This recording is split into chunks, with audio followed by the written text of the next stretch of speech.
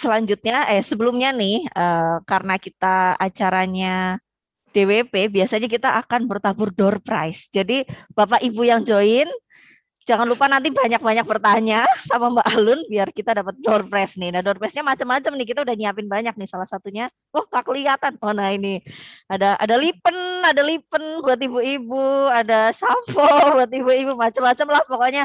Ada payung cantik nih warnanya pink, ada tentu saja sebagai ibu-ibu yang temanya hari ini masak memasak, panci pasti ada. Ya, namun sebelum kita masuk ke materi, kami mohon Ibu Yeti bisa untuk memberikan sambutan sekaligus menyapa nih ibu-ibu dan bapak-bapak yang join hari ini. Silakan Bu Yeti. Terima kasih Mbak Ranti. Assalamualaikum warahmatullahi wabarakatuh. Salam sejahtera bagi kita semua. Om Swastiastu, Namo Buddhaya, salam kebajikan, salam sehat selalu buat kita semua. Perkenankan saya mengawali dengan sebaik pantun. Kain batik selendang panjang, bermotif tumpal indah nampaknya. Ibu-ibu cantik, selamat datang di ruang virtual kita bersua.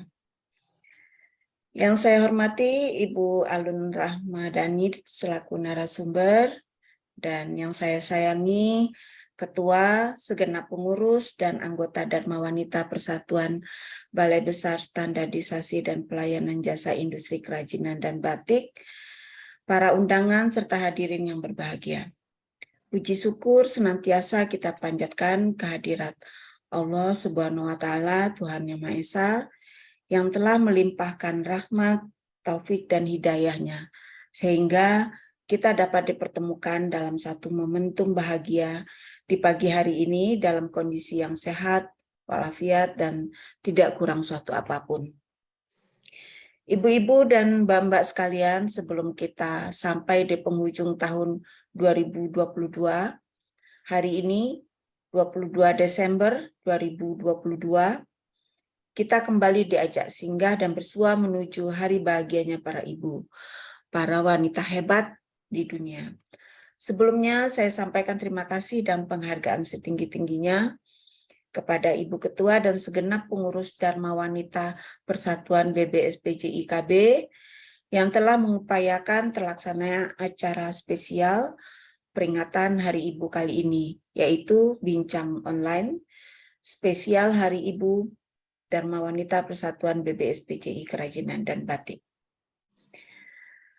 Rekan-rekan wanita hebat BBSPJI KB yang saya sayangi dan banggakan, pada kesempatan Hari Ibu di tahun 2022 ini, kita masih dihadapkan pada kondisi yang belum sepenuhnya pulih pasca pandemi COVID-19. Namun dengan tekad upaya bersama, kita harus yakin bahwa kita mampu dan akan segera melewati kondisi dengan baik.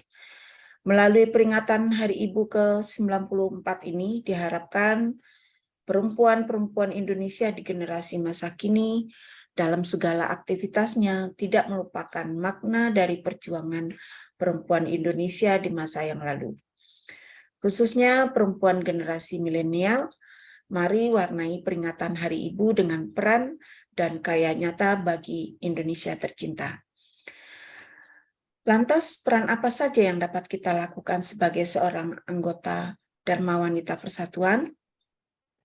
Dharma Wanita Persatuan diharapkan dapat menjadi pelopor dalam perjuangan wanita, mendapatkan hak-hak yang lebih baik dalam kaitannya dengan kemandirian dan juga keikutsertaan dalam pembangunan bangsa, yang dimulai dari pembinaan keluarga dari masing-masing anggota Dharma Wanita. Dan alhamdulillah saya berbahagia sekali dalam kesempatan baik ini kita diberi kesempatan untuk belajar bersama, menambah bekal pengetahuan dan wawasan kita sebagai wanita untuk menjalankan peran tersebut dengan lebih baik lagi nantinya. Saya pribadi dan mewakili keluarga besar Dharma Wanita Persatuan tentunya sangat berterima kasih atas perkenan Ibu Alun Rahmadani untuk menemani kita di hari spesial ini, sekaligus memberikan pencerahan kepada kita mengenai manajemen dapur dan penanganan pangan untuk keluarga. Materi yang begitu menarik ini tentu saja tidak boleh kita sia-siakan. Jadi, saya berpesan kepada ibu-ibu DWP BBSPJ IKB sekalian, silakan nanti ibu-ibu dapat menggali ilmu dari beliau dan memahami lebih baik mengenai bagaimana kita harus mengelola bahan makanan supaya menghasilkan makanan olahan yang lebih sehat dan bergizi. Kita sama-sama tahu dan tentunya sepakat bahwasanya makanan yang sehat dan bergizi adalah faktor penentu kecerdasan bangsa. Oleh karena itulah, dimulai dari diri kita dalam menyiapkan makanan terbaik untuk keluarga, kelak kita akan melihat generasi-generasi bangsa yang kuat dan hebat. Ibu Alun Rahmadani serta rekan-rekan wanita hebat Dharma Wanita Persatuan BBSPJ IKB yang berbahagia, kiranya cukup sekian yang dapat saya sampaikan, dan dengan mengucap Bismillahirrahmanirrahim, acara bincang online spesial Hari Ibu Dharma Wanita Persatuan BBSPJI IKB tahun 2022 ini saya nyatakan dibuka. Semoga kegiatan dapat berjalan lancar dan memberikan banyak manfaat kebaikan bagi kita semua. Amin. Sekali lagi selamat Hari Ibu untuk rekan-rekan Dharma Wanita BBSPJ IKB sekalian yang saya sayangi dan banggakan. Mari kita jadikan kesempatan ini sebagai momentum untuk mendorong kita untuk menjadi perempuan yang cerdas dan inovatif demi kemajuan BBSPJ IKB yang kita cintai ini dan generasi bangsa Indonesia yang lebih baik kini dan mendatang. Sebagai penutup, saya sembahkan lagi 2 bait pantun. Pergi membeli rambutan seikat, meski seikat buahnya lebat. Terima kasih ibu-ibu dan tetaplah semangat menjaga keluarga selalu sehat. Ada bunga dihinggapi kupu-kupu, kupunya cantik sedang mengisap madu. Untuk ibu-ibu dan wanita tersayangku, setulus kasih kuucapkan selamat Hari Ibu. Wabillahi taufiq wal hidayah. Wassalamualaikum warahmatullahi wabarakatuh.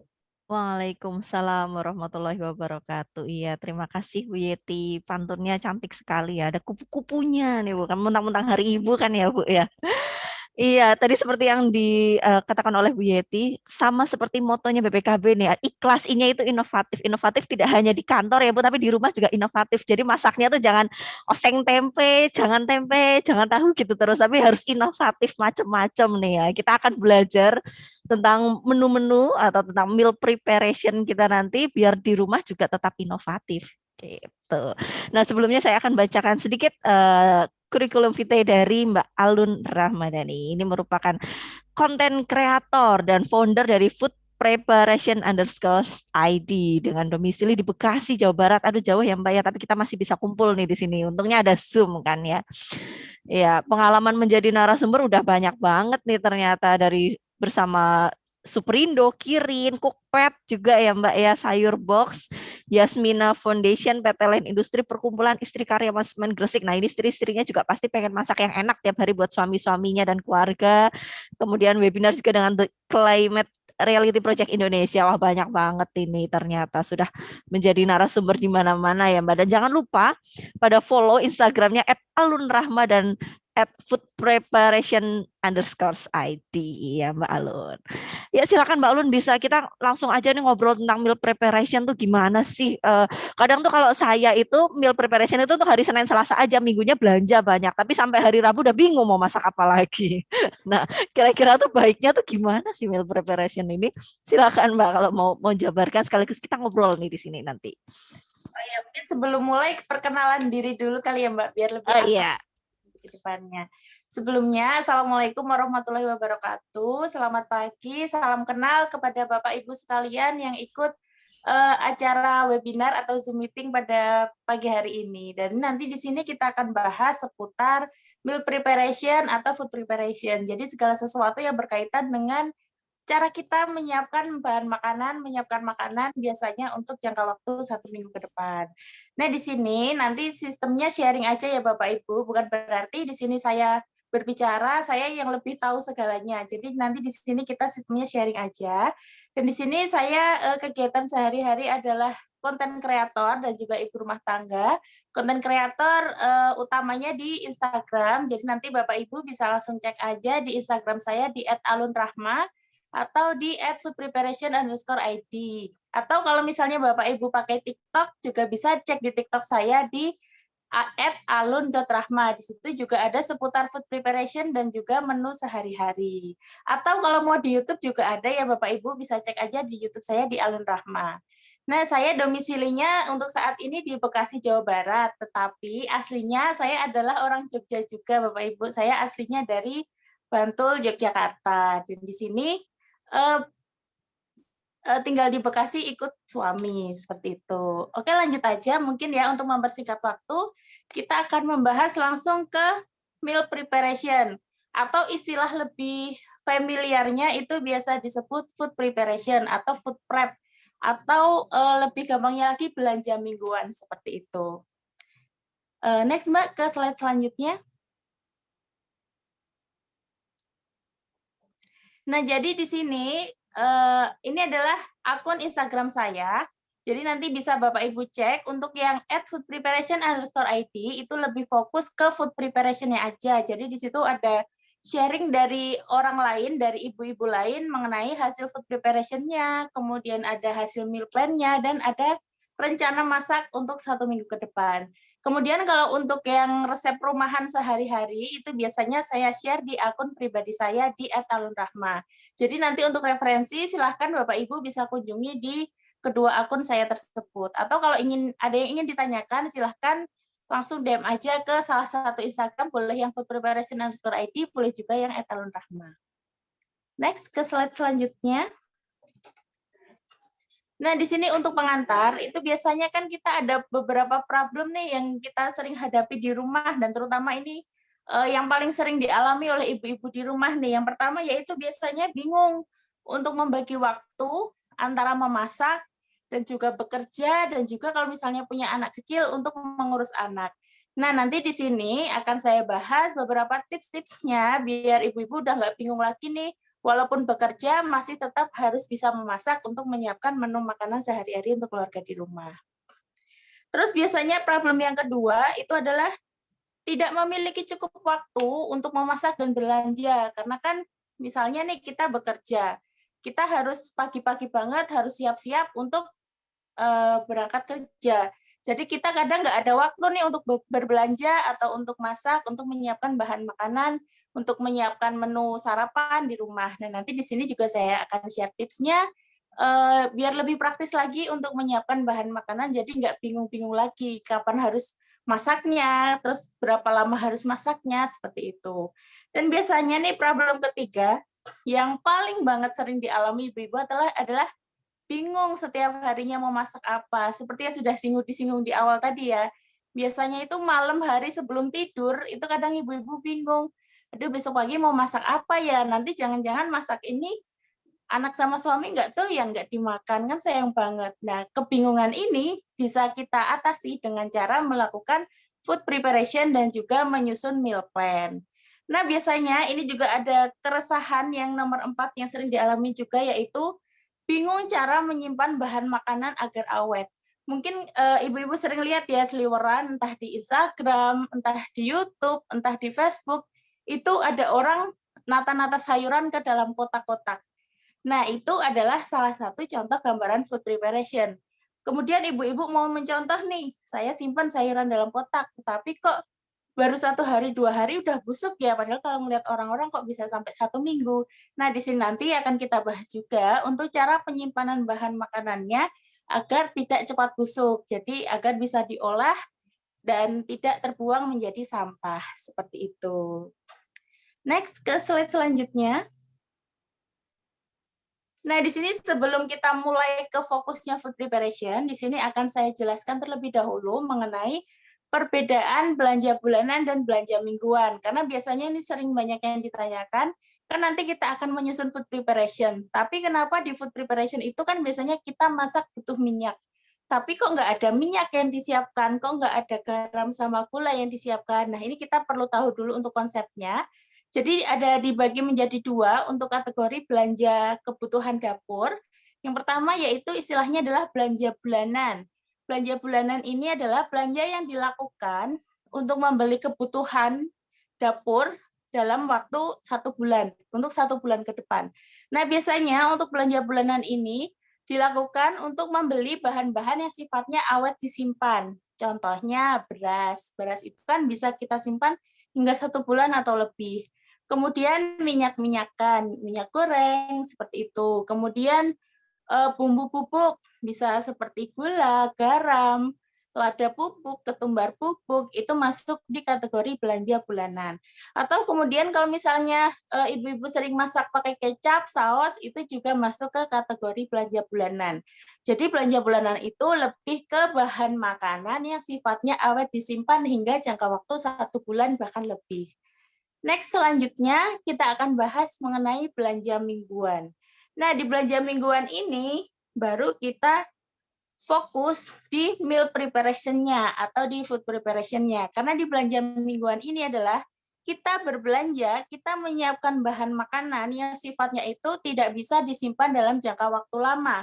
Biasanya hanya bisa disimpan untuk jangka waktu 1-2 minggu aja. Jadi daripada kita beli banyak tapi busuk, sebaiknya kita belinya secara bertahap, belinya secara untuk kebutuhan 1 minggu atau 2 minggu saja. Nah, di sini untuk contoh belanja mingguan itu biasanya adalah untuk lauk pauk ya Bapak Ibu, seperti ayam, daging, ikan, tahu, tempe, itu masuk di kategori belanja mingguan. Kemudian untuk sayur-sayuran seperti bayam, kangkung, buncis, wortel, dan lain-lain itu juga masuk di kategori belanja mingguan. Jadi nanti tidak perlu bingung lagi kalau misalnya menemukan postingan seputar food preparation, kok di sini nggak ada bumbu-bumbuannya, nggak ada minyaknya, karena minyak dan bumbu-bumbu yang awet disimpan itu masuknya di kategori belanja bulanan, bukan di kategori belanja mingguan. Tetapi untuk bumbu dapur yang seperti bawang merah, bawang putih, empon-empon, ada lengkuas, jahe, dan lain-lain itu masuk ke kategori belanja mingguan. Nah, untuk bagian yang nyempil di tengah ini adalah contoh meal plan.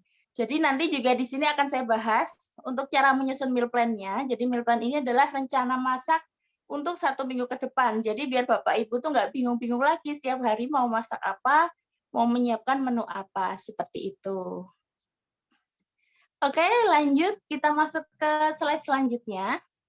Oh iya, nanti kalau misalnya ada yang ingin ditanyakan, Bapak Ibu bisa ditanyakan nanti saat sesi diskusi ya. Nah, tadi kan kita udah bahas nih mengenai perbedaan belanja mingguan dan juga belanja bulanan. Sekarang kita langsung masuk spesifik, kita akan bahas meal preparation-nya atau food preparation atau belanja mingguannya. Nah, di sini yang pertama, sebelum kita menyusun food preparation atau meal preparation, itu kita harus tahu dulu meal plan atau rencana masak kita untuk 1 minggu ke depan.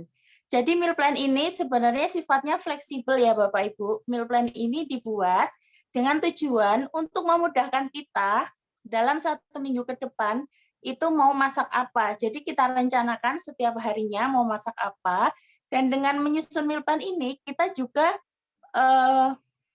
membuat masakan itu lebih spesifik, bahan makanan yang lebih cepat busuk itu kita masak duluan. Jadi memperkecil resiko bahan makanan atau sayuran yang busuk karena tersimpan. Karena kita udah tahu tuh tadi yang busuk itu kita masak dulu, yang mudah busuk kita masak dulu, yang awet kita masak di akhir, seperti itu.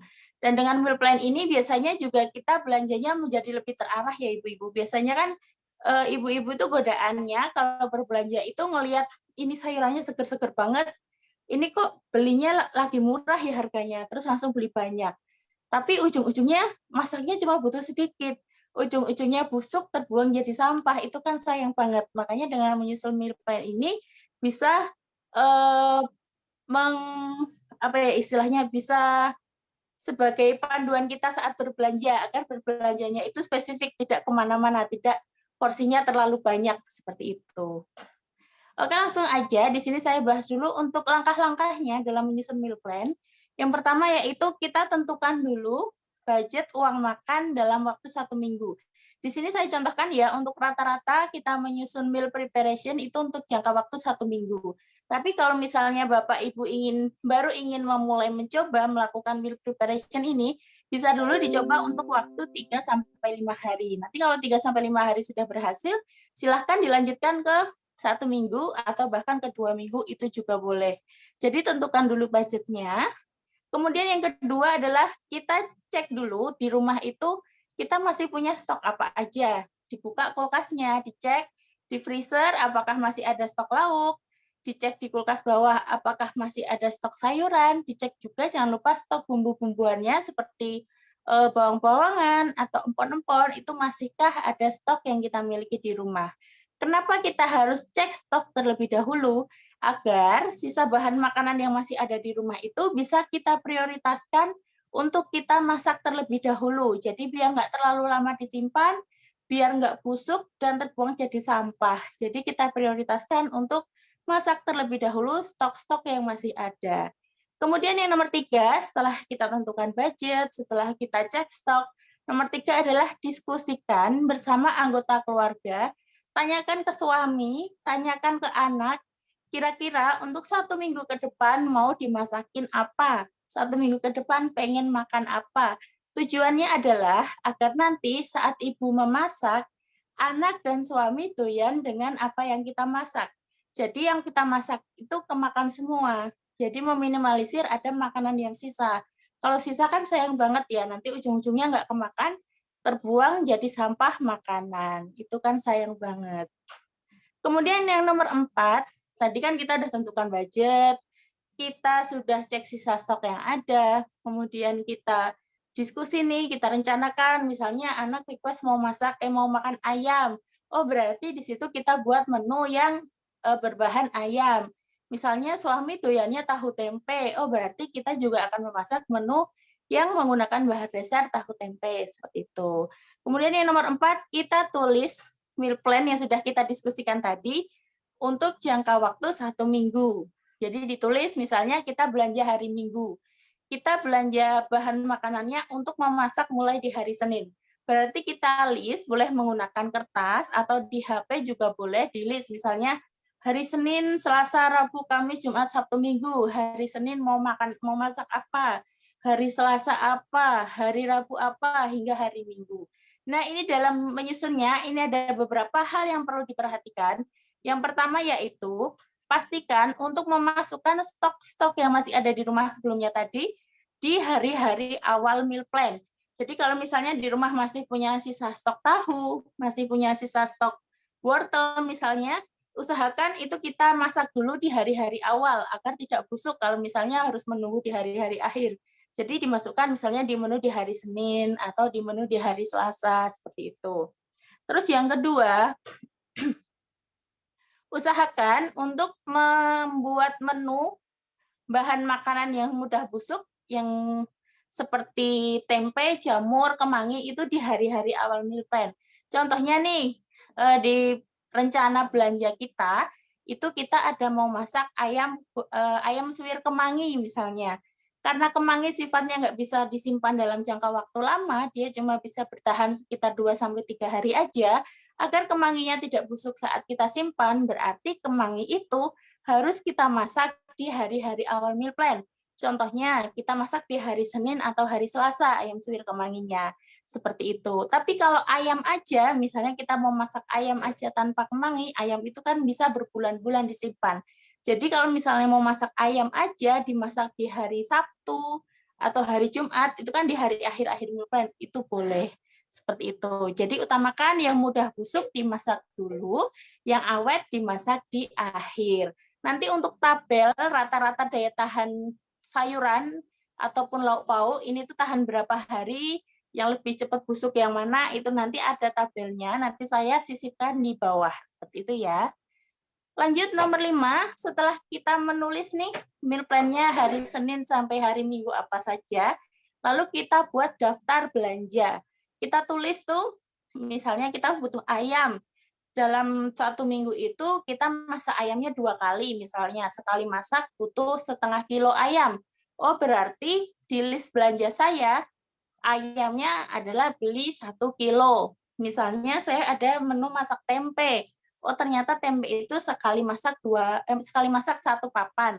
Saya mau masaknya 2 kali masak untuk tempenya. Oh, berarti beli tempe 2 papan. Kemudian ada menu bayam, butuhnya 1 ikat, ditulis bayam 1 ikat.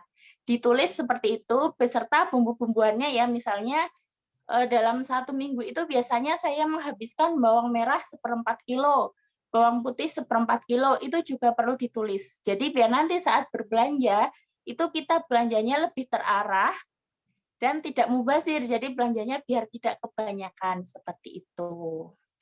Jadi untuk meal plan-nya, sudah paham ya Bapak Ibu, nanti kalau misalnya ada yang kurang jelas bisa ditanyakan saat sesi diskusi. Next, selanjutnya kita sudah susun nih rencana masak kita untuk 1 minggu. Nah, ini untuk contoh-contohnya ya Bapak Ibu, itu yang sebelah kiri yang ada sayurannya, itu adalah contoh hasil food preparation atau meal preparation-nya. Untuk sebelah kanan itu adalah contoh meal plan-nya atau contoh rencana masaknya. Nanti untuk contoh lebih banyak lagi, silahkan kunjungi di Instagram-nya @foodpreparation_id. Di situ ada banyak banget referensi tentang food preparation dan juga meal plan. Jadi kalau bingung nih, seminggu mau masak apa, seminggu mau meal plan-nya apa aja, bisa langsung cek aja di Instagram, karena di situ banyak ibu-ibu lain juga yang sharing. Next, selanjutnya kita masuk ke materi yang meal preparation atau food preparation. Nah, ini masih contoh ya, nanti bisa dicek lagi. Nah, sekarang kita masuk ke meal preparation. Nah, di sini saya tulis food preparation ya Bapak Ibu, karena lebih awamnya itu biasanya disebutnya food preparation. Sebelum kita memulai food preparation ini, ada beberapa hal yang perlu kita siapkan. Yang pertama yaitu namanya food container atau plastik penyimpanan, atau istilah lainnya toples, seperti itu. Kenapa kita membutuhkan food container ini? Kita membutuhkan untuk menyimpan bahan makanan tadi. Kita butuhkan untuk menyimpan sayuran, kita butuhkan untuk menyimpan lauk pauk. Tujuannya adalah agar lebih memudahkan kita untuk dimasukkan ke dalam kulkas dan juga untuk mengambilnya. Selain itu juga dengan dimasukkan ke dalam kotak-kotak seperti ini akan meminimalisir kontaminasi silang yang terjadi di dalam kulkas. Nah, untuk pilihan food containernya itu ada beberapa macam, jadi bisa disesuaikan dengan selera dan juga kebutuhan Bapak Ibu di rumah. Ini untuk contoh gambarnya sebelah kiri, itu adalah food container yang berbahan mika atau akrilik. Ini juga bisa digunakan, atau yang berbahan kaca juga bisa, tetapi pastikan setiap memilih peralatan yang kita gunakan untuk menyimpan makanan atau berkaitan dengan makanan, itu pilih yang sudah berlabel food grade ya, agar aman untuk makanan kita. Kemudian yang kedua, karena kita akan simpan di suhu dingin, nanti akan kita simpan di kulkas, akan kita simpan di freezer juga, usahakan pilih food container yang sudah berlabel freezer safe. Jadi aman digunakan untuk di freezer, karena nanti juga akan kita gunakan untuk menyimpan protein hewani seperti ayam, ikan, daging itu kan di freezer. Untuk pilihannya monggo pilih mau yang mana, boleh yang berbahan kaca, boleh yang berbahan akrilik, boleh yang berbahan plastik, atau boleh juga yang berbahan silikon. Ini saya contohkan untuk yang gambar paling kiri, itu adalah ziplock silikon. Jadi kalau misalnya Bapak Ibu kulkasnya di rumah itu kecil, kulkas 1 pintu sempit, mau nyimpen bahan makanan untuk 1 minggu kan biasanya khawatir kulkasnya tidak muat. Nah, biar space kulkasnya itu bisa muat banyak, itu Bapak Ibu bisa pilih food container yang bahannya ziplock. Nah, ziplock ini kan ada banyak jenisnya, ada yang berbahan plastik, ada yang berbahan silikon juga. Kalau saya sarankan, usahakan pilih yang berbahan silikon, karena apa? Berbahan silikon ini dia bisa dicuci ulang, jadi bisa dicuci, bisa digunakan kembali, jadi kita tidak menghasilkan banyak sampah plastik nanti ke depannya. Kalau misalnya kita menggunakan ziplock plastik, itu kan biasanya dia 1-2 kali pakai aja, habis itu biasanya lebih cepat robek, akhirnya terbuang jadi sampah plastik, itu kan sayang banget. Tapi kalau misalnya di rumah kulkasnya itu space-nya luas, mau pakai yang toples-toples, juga monggo, silahkan. Next, selanjutnya, setelah kita menyiapkan food container, yang kita butuhkan selanjutnya adalah alas dari food containernya. Jadi kan kalau misalnya nih kita menyimpan sayuran di dalam toples, itu kan dia akan berembun, dia akan mengeluarkan air. Sedangkan sayuran yang kita simpan dalam keadaan basah itu akan mempercepat proses pembusukan.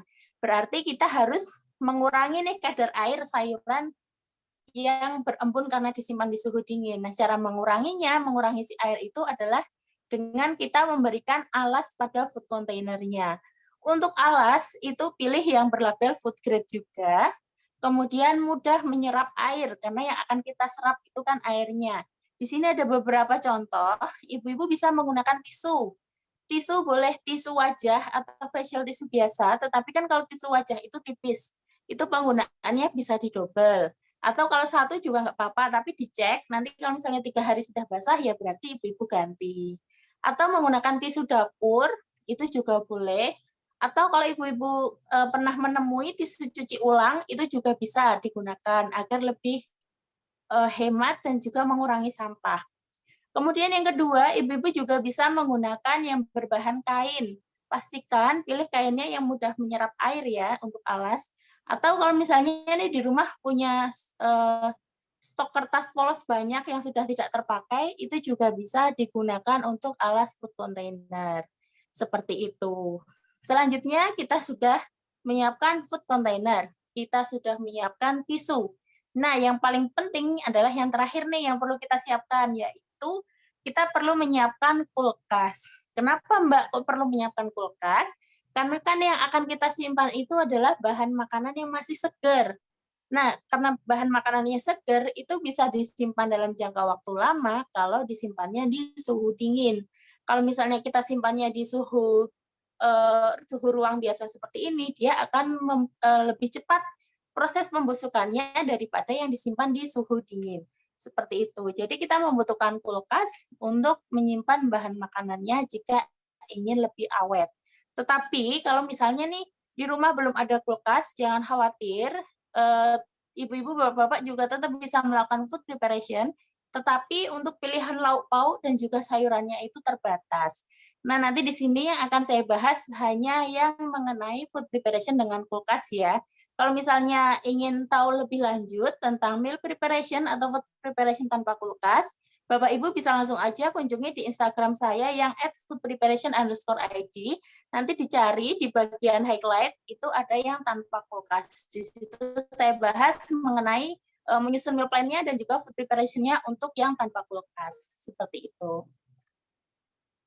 Next, selanjutnya. Nah, di sini setelah kita tahu tadi peralatan apa saja yang kita butuhkan, sekarang kita masuk untuk cara melakukan meal preparation-nya atau food preparation. Jadi food preparation itu adalah istilah yang digunakan untuk mempersiapkan bahan makanan atau mempersiapkan apa aja nih bahan yang kita butuhkan untuk kita memasak seperti itu. Itu istilahnya adalah food preparation. Dan ini ada beberapa hal yang Bapak Ibu perlu perhatikan sebelum memulai food preparation. Karena ini hal-hal ini itu nanti akan mempengaruhi keberhasilan kita dalam melakukan meal preparation. Yang pertama yaitu pastikan memilih sayuran yang segar saat melakukan food preparation. Mengapa begitu? Karena semakin segar sayuran yang kita simpan, itu nanti akan bertahan semakin lama. Contohnya, di sini saya akan menyimpan bayam. Bayam yang saya simpan masih segar, itu bisa bertahan hingga 1 minggu di dalam kulkas.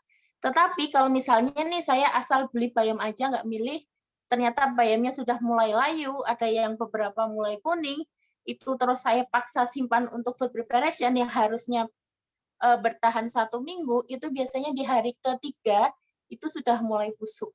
Jadi kan sayang banget, nanti kalau udah busuk duluan dan nggak jadi kemakan, itu kan sayang. Makanya pilihlah sayurannya yang masih segar, karena itu tadi kuncinya, semakin segar, dia akan semakin awet disimpan.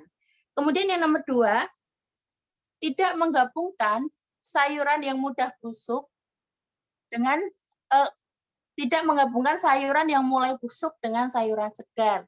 Saya contohkan lagi bayam aja, karena bayam kan yang banyak kita temukan sehari-hari. Nah, bayam itu kan biasanya kita beli, kadang ada yang udah mulai agak-agak kehitaman, atau ada yang mulai menguning. Itu kalau kita mau food preparation, kita masak bayamnya untuk hari keempat atau hari kelima, itu kita pisah. Yang udah mulai busuk jangan dimasukkan. Karena apa? Yang sudah busuk itu tadi, kalau kita simpan secara bersamaan, dia busuknya akan menular ke bayam lain yang masih segar.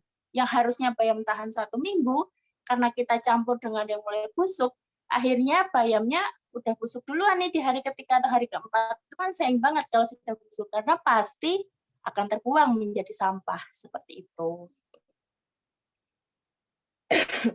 Kemudian untuk yang nomor 3, yaitu simpan bahan makanan per jenisnya.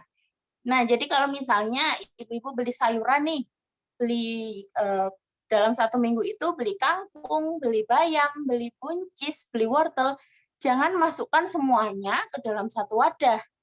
Karena apa? Masing-masing sayuran ini kan memiliki daya tahan simpannya yang berbeda-beda. Kalau misalnya kita simpan jadi satu, itu nanti sayuran yang busuk duluan akan menulari sayuran lain yang lebih awet. Hasilnya, yang harusnya sayuran wortel awet hingga 1 bulan, karena disimpan dengan bayam yang cuma awet 1 minggu, si wortel ini tadi akan ikut busuk di hari ke-7, di waktu 1 minggu. Itu kan sayang banget. Makanya untuk meminimalisir nih terjadinya pembusukan, itu sebaiknya dipisah per jenisnya. Jadi wortel ya sendiri, bayam ya sendiri, kangkung ya sendiri, seperti itu. Tetapi pertanyaannya adalah, Mbak, bagaimana kalau kita beli yang sudah satu paket? Kadang kan misalnya beli paket sop-sopan atau beli paket sayur asem, itu kan satu plastik isinya ada banyak sayuran. Nah, kalau kondisinya seperti itu, silahkan disimpan ke dalam satu wadah, tidak apa-apa, tetapi harus segera dimasak, paling enggak 1-2 hari saja disimpannya, jangan terlalu lama. Karena kalau disimpan terlalu lama, itu nanti biasanya akan lebih cepat busuk, seperti itu. Maaf ya Bapak Ibu, saya izin minum sebentar, karena tenggorokannya kering. Iya, nggak apa-apa Mbak. Ini sudah ada pertanyaan yang muncul. Kita itu punya door prize loh. Jadi silakan bertanya banyak-banyak karena akan kita bagi-bagi door prize-nya.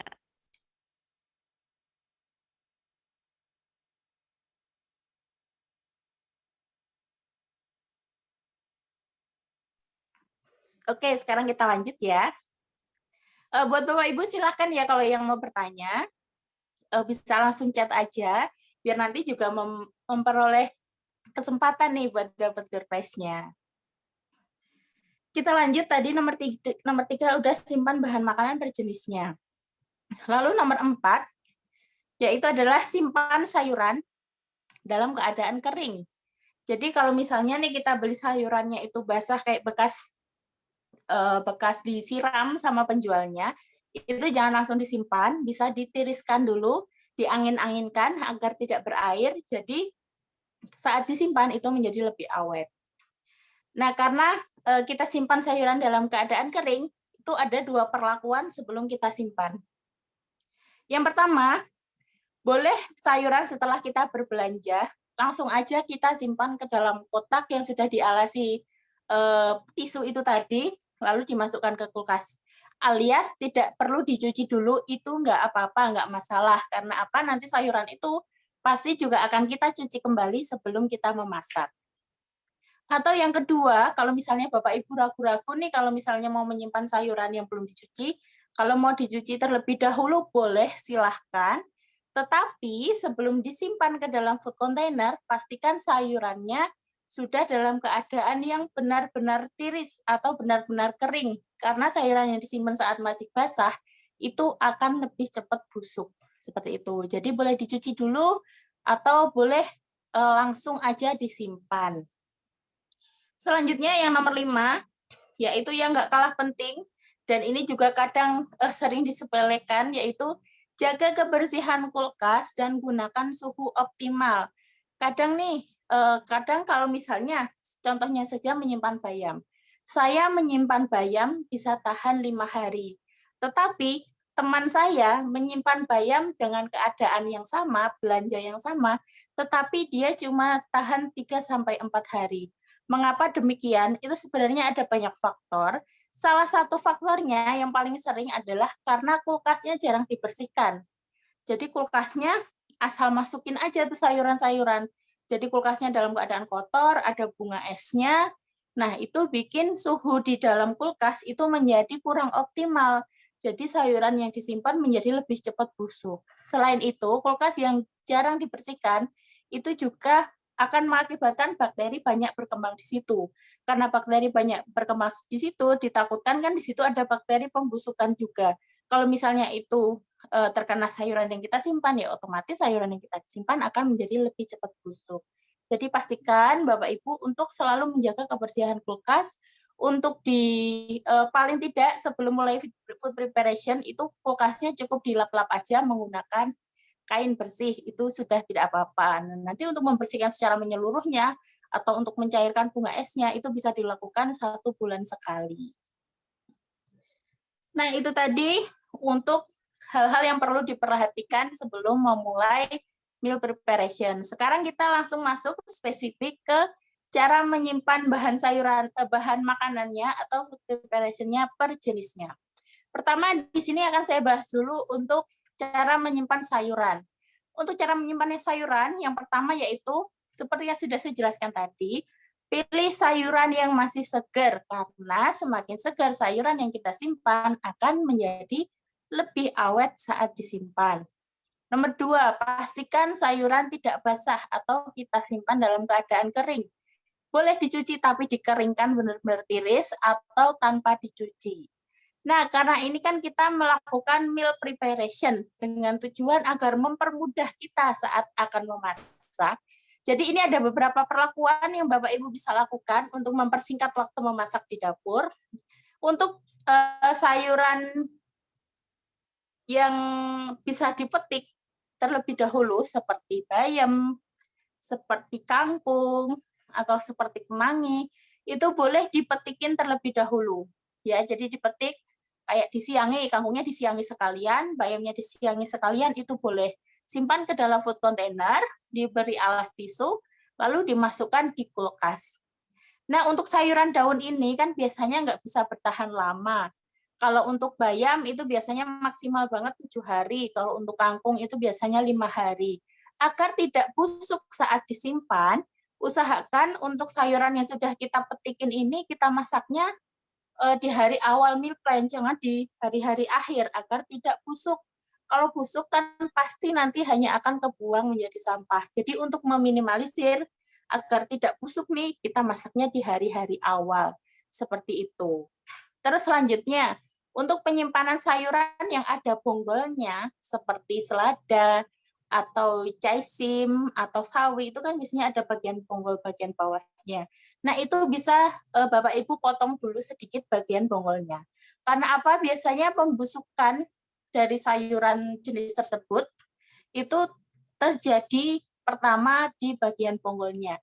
Jadi kalau ibu-ibu perhatikan saat berbelanja di pasar, itu biasanya kalau beli sawi atau beli pakcoy itu kan bagian bawahnya kayak agak lembek-lembek, jemek-jemek gitu ya. Nah, itu biasanya adalah mulai busuk. Untuk meminimalisir busuknya menjadi lebih cepat saat disimpan, itu bagian bonggolnya bisa kita potong dulu sedikit seperti itu. Baru kita simpan ke dalam food container, kita masukkan ke dalam kulkas. Selanjutnya untuk sayuran berjenis buah, itu kan biasanya ada tangkainya. Nah, tangkai itu untuk sayuran tersebut biasanya lebih pembusukan dimulai di bagian tangkai. Jadi untuk sayuran yang berjenis buah, itu bisa dipotong dulu tangkainya. Contohnya adalah cabai. Kalau kita mau menyimpan cabai, biar awet disimpan di kulkas, itu bisa kita potong dulu tangkainya, baru kita masukkan ke dalam food container yang sudah dialasi tisu, baru kita simpan ke dalam kulkas. Cabai disimpan dengan cara seperti itu bisa bertahan 2 mingguan. Yang penting dicek bagian tisunya, kalau tisunya basah silahkan diganti. Kemudian kalau misalnya pengen lebih lama lagi, bisa juga ditambahkan 1-2 siung bawang putih di dalam cabenya, di dalam food container cabenya. Itu juga biasanya bisa bertahan 2 hingga 4 minggu. Seperti itu. Itu ya, jadi untuk sayuran itu jangan lupa diberi alas tisu atau alas food container bagian bawahnya, dan disimpannya di dalam kulkas rak bawah. Jangan di freezer ya Ibu-Ibu, di kulkas rak bawah atau istilahnya di chiller atau di refrigerator seperti itu.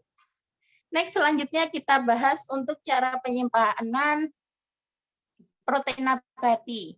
Protein nabati di sini yang paling sering adalah tahu tempe. Nah, untuk tahu, kita bahas dulu untuk penyimpanan tahu ya, yang di kotak bagian sebelah kiri. Untuk tahu, itu kan biasanya kita beli tahu itu udah plastikan ya Bapak Ibu, udah plastikan, di situ udah ada dikasih air sedikit biasanya. Nah, kalau mau disimpan, si tahu itu bisa dibuang air bawaannya, karena kan kita nggak tahu nih kebersihan airnya, udah kena berapa tangan, udah berapa lama disimpan, kan kita nggak tahu.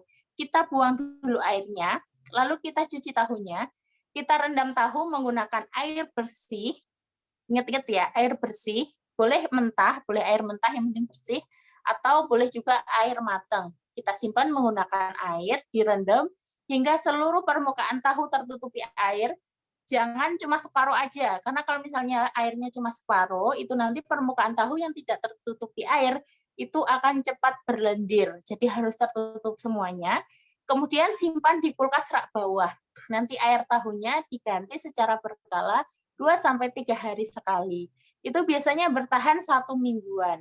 Atau kalau misalnya pengen ragu-ragu nih, pengen lebih lama lagi disimpan tahunya, si tahu itu tadi boleh direbus dulu menggunakan air, diberi sedikit garam, direbus hingga mendidih.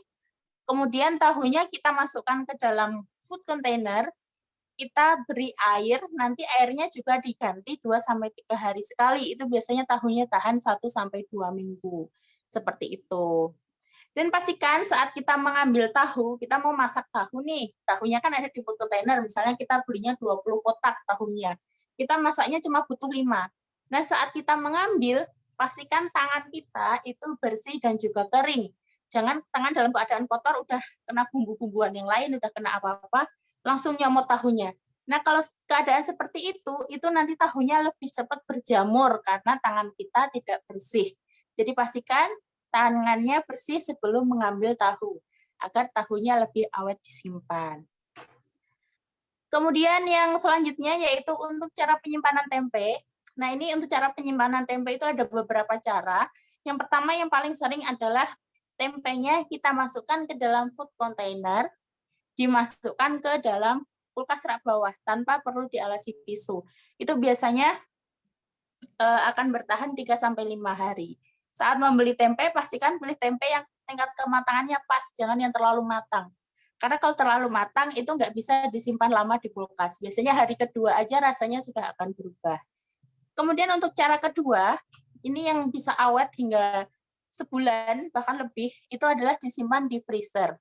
Tetapi perlu diketahui, kalau misalnya mau disimpan di freezer, itu tempenya kita potong-potong sekalian ya Bapak Ibu. Misalnya, mau dibikin tempe orek atau tempe kering, itu kan potongannya kecil-kecil. Itu tempe langsung aja kita potong kecil-kecil, nanti kita masukkan ke dalam wadah atau food container, terus kita simpan di freezer. Itu akan tahan 1 bulan. Nanti sebelum memasak, tinggal kita turunkan aja si tempe itu ke kulkas bawah, atau tinggal kita keluarkan gitu. Kalau sudah dalam keadaan setengah beku, itu langsung bisa dimasak. Jadi dengan cara seperti itu juga akan membantu kita menghemat waktu memasak ya, karena kan tempenya tadi sudah dipotong-potong, jadi tinggal masak aja, tinggal satset langsung matang seperti itu. Atau kalau pengen lebih praktis lagi, biar nggak perlu membumbui, Bapak Ibu juga bisa tahu tempe ini kita bumbui sekalian, atau kita marinasi seperti itu istilahnya. Misalnya dibumbuin pakai bawang putih sama garam sekalian, itu boleh. Nanti disimpannya di kulkas bawah aja. Tapi kalau sudah dibumbui seperti itu biasanya hanya tahan 1-2 hari aja. Kalau setelah itu biasanya nanti akan kecut tahu tempenya. Seperti itu. Next, selanjutnya kita akan bahas food preparation untuk protein hewani. Nah, di sini untuk protein hewani akan kita bahas dulu untuk daging merah sama ayam. Daging merah ini yang bagian sebelah kiri. Daging merah di sini contohnya ada daging kambing, ada daging sapi. Yang perlu diperhatikan sebelum menyimpan daging, yang pertama adalah jangan dicuci. Karena kalau misalnya daging merah kita cuci menggunakan air, itu tidak akan menghilangkan bakteri dari si daging tersebut. Dengan cara dicuci itu malah justru akan membuat warna, tekstur, dan juga rasa dari si daging akan berubah. Jadi kalau mau menyimpan daging, langsung aja disimpan dalam keadaan seperti itu. Dan perlu diperhatikan lagi, yang nomor 2 adalah kalau mau menyimpan daging, kalau kita belinya banyak, misalnya kita beli daging 1 kilo, mau kita masak untuk 3 kali masak. Jangan simpan daging 1 kilo itu ke dalam satu wadah. Jadi sebelum kita masukkan ke freezer, daging 1 kilo itu kita bagi menjadi 3 bagian. Misalnya mau disimpan gede-gede 3 bagian gede, langsung masukkan ke food container, masukin ke kulkas, itu boleh. Atau kalau pengen lebih praktis, misalnya kita mau masak tongseng. Tongseng itu kan potongannya kecil-kecil. Jadi satu bagian kita potong kotak kecil-kecil, baru kita masukkan ke wadah, baru masukkan ke freezer terlebih dahulu, itu juga boleh. Yang penting adalah dagingnya dibagi di awal per porsi masak sebelum disimpan. Karena kalau misalnya kita simpan dalam keadaan utuh 1 kilo disimpan, terus nanti mau masak dicairkan, ngambil seperlunya, dibekukan lagi, dicairkan, dibekukan lagi, itu akan mengurangi kualitas dari si daging karena terjadi proses pembekuan dan pencairan secara berulang. Jadi untuk meminimalisir kerusakan dari si daging, itu sebaiknya kita bagi di awal sebelum disimpan. Seperti itu. Itu berlaku untuk semua jenis daging ya, termasuk juga berlaku untuk ayam. Jadi kalau misalnya kita beli ayam 1 kilo, mau buat 2 kali masak, ya sebelum disimpan langsung aja dibagi menjadi 2 wadah. Baru dimasukkan ke freezer, jangan disimpan jadi satu. Selanjutnya kita bahas untuk cara penyimpanan ayam. Yang pertama, pasti pilih ayam yang masih segar, ayam yang masih kondisinya bagus. Kemudian nomor 2, jika ayam kita beli sudah bersih, kemasan udah bersih atau beli ayam di supermarket, nggak dicuci dulu boleh ya Bapak Ibu, langsung aja disimpan ke dalam wadah, dimasukkan ke dalam freezer. Atau kalau kita beli di pasar gitu misalnya masih banyak bumbunya atau banyak kotorannya, bekas kotoran ayamnya, itu silahkan kalau mau dicuci terlebih dahulu. Tetapi perlu diketahui ya Bapak Ibu, mencuci ayam itu tidak akan menghilangkan bakteri dari si ayam. Jadi kita mencuci ayam itu hanya untuk membersihkan kotoran yang menempel pada si ayam. Dan pastikan setelah Bapak Ibu mencuci ayam, ini penting banget, segala peralatan yang digunakan untuk mencuci ayam itu dicuci bersih menggunakan sabun. Karena di ayam itu kan ada bakterinya.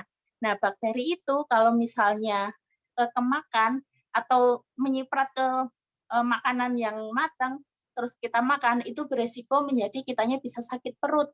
Jadi, untuk meminimalisir nih kontaminasi dari bakteri si ayam itu, peralatan yang kita gunakan untuk mencuci ayam, termasuk wastafel atau sinknya, itu juga harus kita bersihkan menggunakan sabun. Seperti itu. Selanjutnya untuk memotong ayam, menyimpan ayam itu sama seperti daging, dipisah di awal per porsi masak, disimpan ke dalam food container atau wadah, lalu dibekukan ke dalam freezer. Disimpannya wajib di freezer. Karena kalau di chiller itu biasanya hanya tahan 2-3 hari aja, tapi kalau di freezer itu bisa bertahan hingga berbulan-bulan. Seperti itu. Atau kalau mau lebih praktis, ayamnya bisa Bapak Ibu ungkep terlebih dahulu, terus disimpan di freezer, jadi nanti kalau mau goreng ayam tinggal digoreng aja. Itu nanti akan memangkas waktu memasak kita di dapur. Seperti itu. Next, selanjutnya kita akan bahas untuk penyimpanan bumbu dapur. Di sini ada bawang-bawangan. Kita bahas bawang-bawangan terlebih dahulu. Untuk bawang ini ada bawang merah, bawang putih, bawang bombay. Itu untuk penyimpanan sebaiknya disimpan dalam keadaan utuh, masih ada kulitnya. Disimpan di suhu ruang, tidak lembab, tidak basah, dan juga dalam keadaan kering.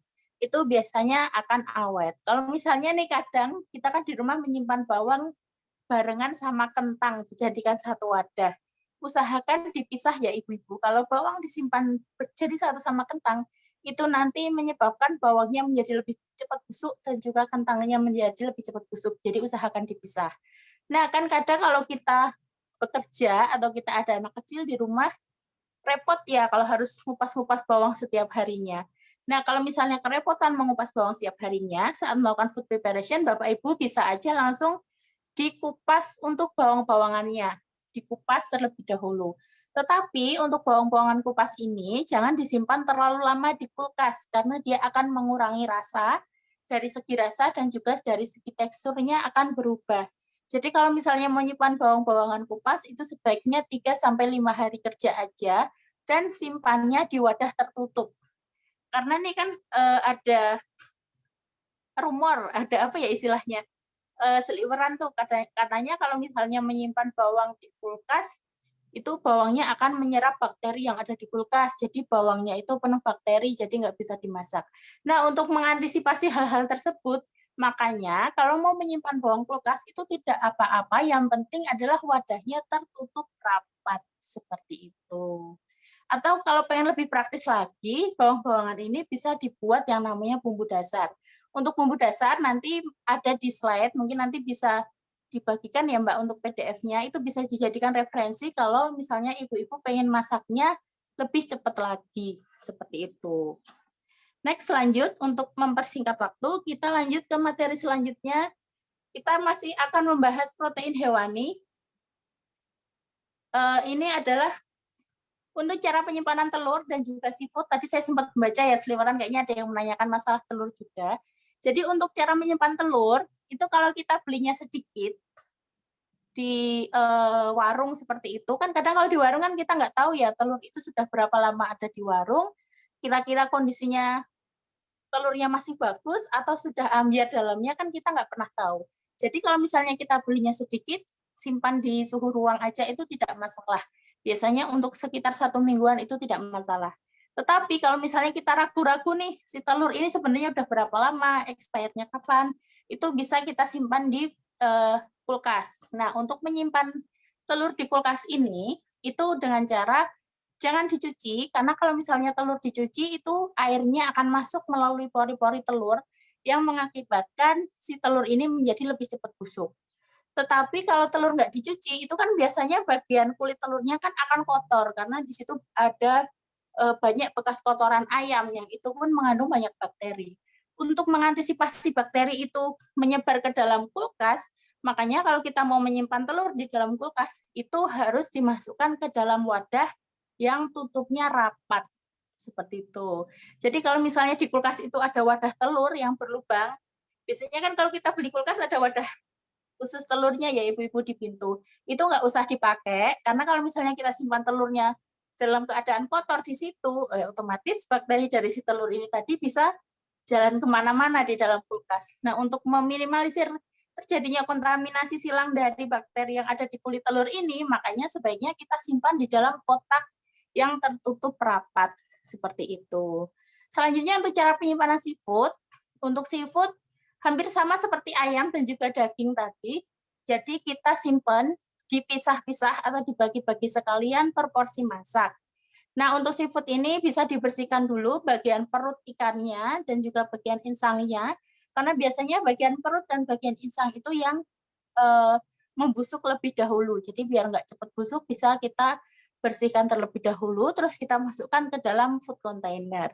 Untuk mengurangi bau amisnya, kan kadang kalau kita simpan ikan, takut kulkas kita jadi amis ya Bapak Ibu. Nah, untuk mengurangi bau amisnya, bisa ditambahkan irisan jeruk nipis, jadi nggak perlu diperes, cukup irisannya aja kita letakkan di dalam kotaknya, kita tutup, baru kita simpan di freezer. Itu bisa membantu untuk mengurangi bau amis dari si ikan dan juga seafood lainnya.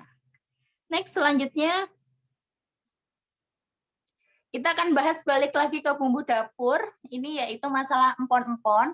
Empon-empon di sini ada jahe, kunyit, lengkuas, sereh, terus kencur. Nah, ini ada beberapa cara penyimpanannya. Di sini ada 4 cara. Nanti Bapak Ibu bisa pilih salah satu, mau pilih yang mana boleh. Yang pertama bisa disimpan di suhu ruang. Jadi kita simpan, biarkan gitu aja di suhu ruang. Yang penting tempatnya kering, tidak lembab, dan juga tidak basah, seperti itu. Itu biasanya tahan 1-2 minggu, tergantung jenis empon-emponnya. Seperti kalau misalnya kita nyimpen jahe sama lengkuas, itu tentu akan berbeda jangka penyimpanannya. Kalau lengkuas disimpan di suhu ruang, dia biasanya akan cepat kering dibandingkan dengan jahe. Kemudian yang nomor 2, bisa juga disimpan di kulkas. Nah, untuk di kulkas itu penyimpanannya ada 2 cara. Yang pertama bisa disimpan seperti sayuran, jadi kita simpan di food container, diberi alas tisu, masukkan empon-emponnya, lalu dimasukkan ke dalam kulkas, itu bisa. Atau yang kedua, bisa dengan cara kita siapkan wadah, kita masukkan empon-emponnya, lalu kita rendam dengan air. Direndam dengan air itu tujuannya untuk menjaga kesegaran dari si empon-emponnya itu tadi. Tetapi airnya harus diganti 4-3 hari sekali. Ini harus banget diganti ya Bapak Ibu, karena kalau misalnya kita lupa mengganti, itu biasanya air rendaman dari empon-empon ini akan bau sekali dan akan membuat kulkas kita juga menjadi bau. Jadi harus telaten untuk cara yang di kulkas nomor 2 ini. Atau kalau pengen lebih praktis lagi dan pengen simpannya lebih lama, itu Bapak Ibu bisa simpan di freezer.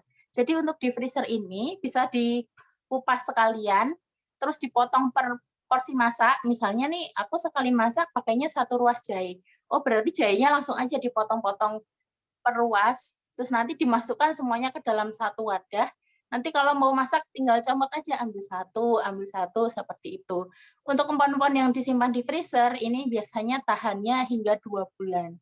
Dan khusus untuk daun salam, daun jeruk, itu juga penyimpanannya di freezer ya Bapak Ibu, biar lebih awet dan lebih tetap terjaga kesegarannya. Seperti itu. Selanjutnya, nah di sini ada tabel yang sudah saya sebutkan saat menyusun meal plan tadi.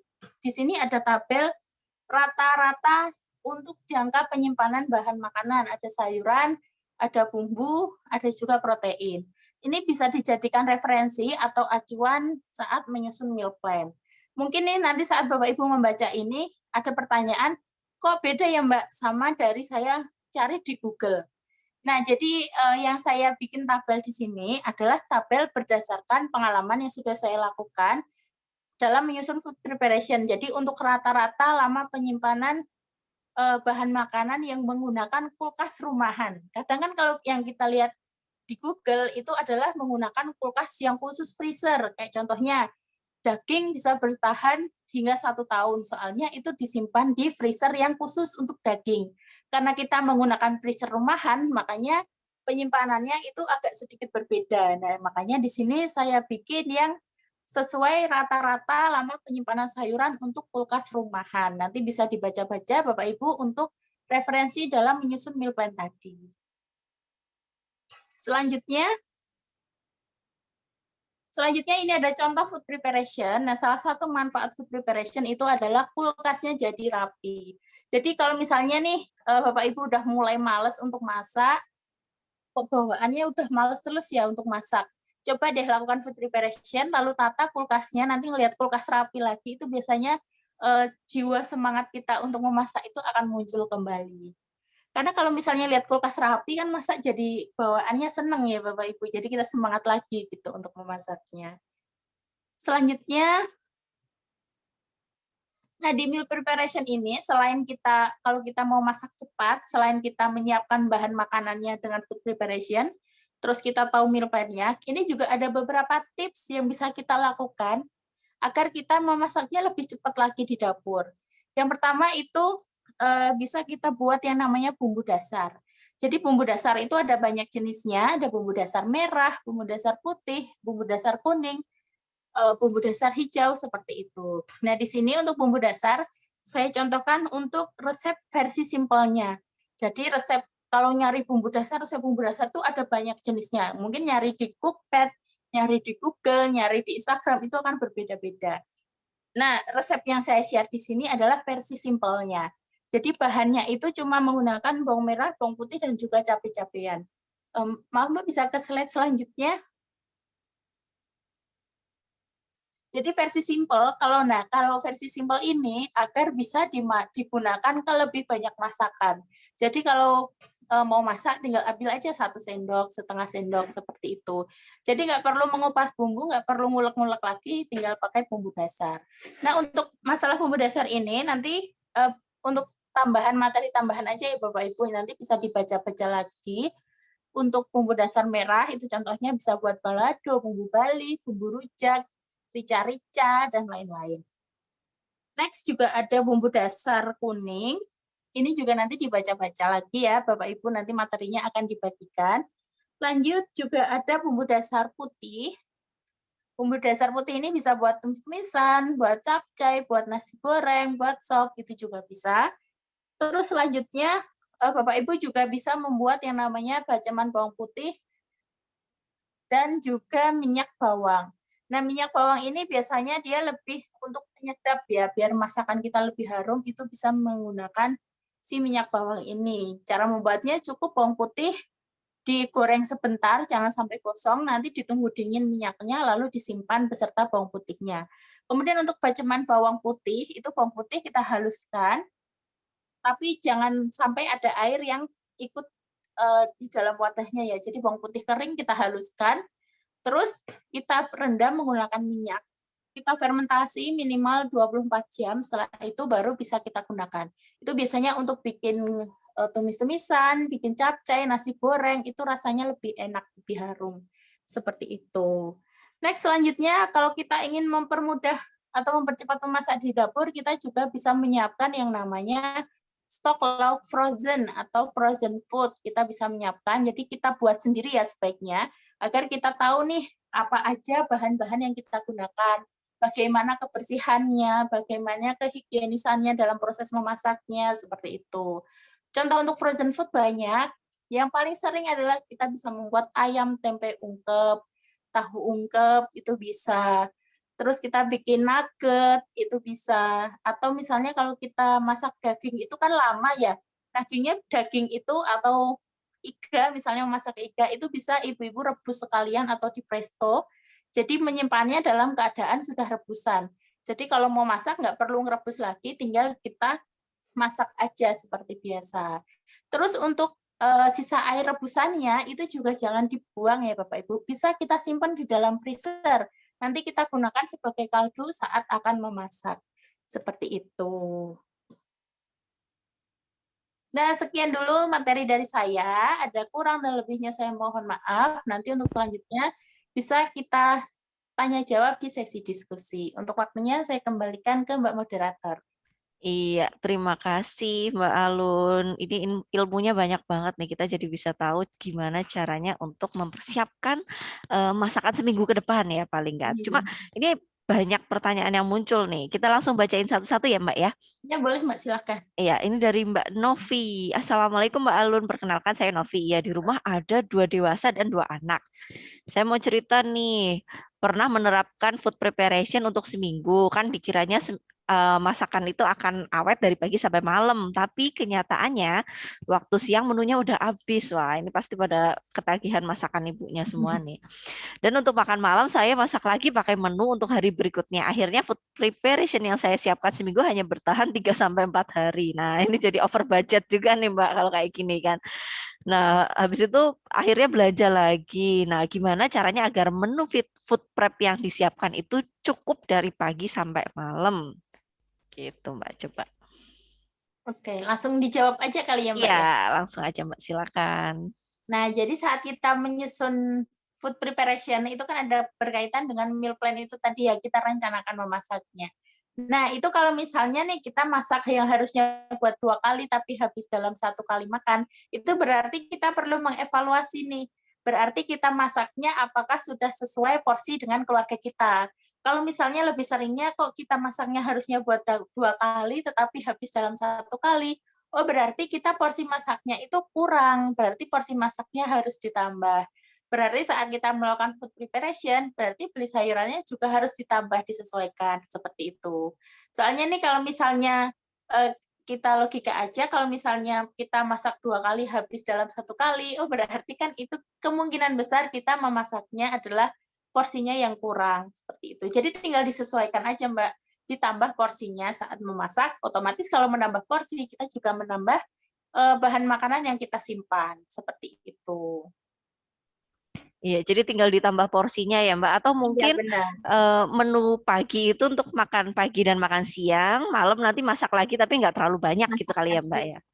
Iya benar, Iya. jadi untuk 2 kali masak. Biar nggak terlalu banyak yang dihangatkan, biar makanannya nggak dihangatkan berulang juga, seperti itu. Iya, dan Jadi juga kadang kan bisa bosen kan memilih. Pagi masak Iya, apa, pagi makannya sama, siang sampai malam jangan nget-ngetan semua ya Mbak ya. iya, makanya untuk mengurangi ketan itu tadi, kita bisa pilih menu yang untuk makan malam itu menunya yang simple aja. Misalnya satu menu itu udah ada sayurannya sama ada proteinnya, lauk pauk, misalnya capcay dicampur telur, seperti itu. Atau orak-arik, seperti itu. Jadi biar lebih praktis aja kita saat memasaknya. Iya. Nah, ini ada pertanyaan lagi dari Mbak Chandra nih. Mbak Alun, saya belanjanya harian gimana dong? Karena kebetulan ada tukang sayur lewat tiap hari dan deket banget sama pasar dan penjual sayur. Belinya juga dikit-dikit untuk sekali sampai 2 kali masak. Apakah perlu food prep? Ih, Mbak Chandra kira tahu masak ya gayanya nih kayaknya kayak meh masak wae. Ya, gimana tuh Mbak? Ya sebenarnya kalau misalnya kita ada akses nih, kita punya waktu juga untuk berbelanja setiap hari, itu nggak masalah Mbak, nggak harus melakukan food preparation. Karena biasanya food preparation ini dilakukan kalau misalnya kita ada kendala nggak sempat waktu memasaknya setiap hari. Jadi misalnya karena kita harus ngurus rumah, atau kita punya anak kecil, atau kita bekerja, itu kan kita mungkin nggak bisa belanja sewaktu setiap hari. Nah, untuk hal-hal yang seperti itu baru solusinya melakukan food preparation. Tapi kalau misalnya kita belanjanya tiap hari dan kebetulan misalnya salah satu privilege ya ada tukang sayur yang selalu lewat setiap hari depan rumah, itu nggak masalah Mbak, masak aja setiap hari. Dengan belanja setiap hari nggak harus food preparation.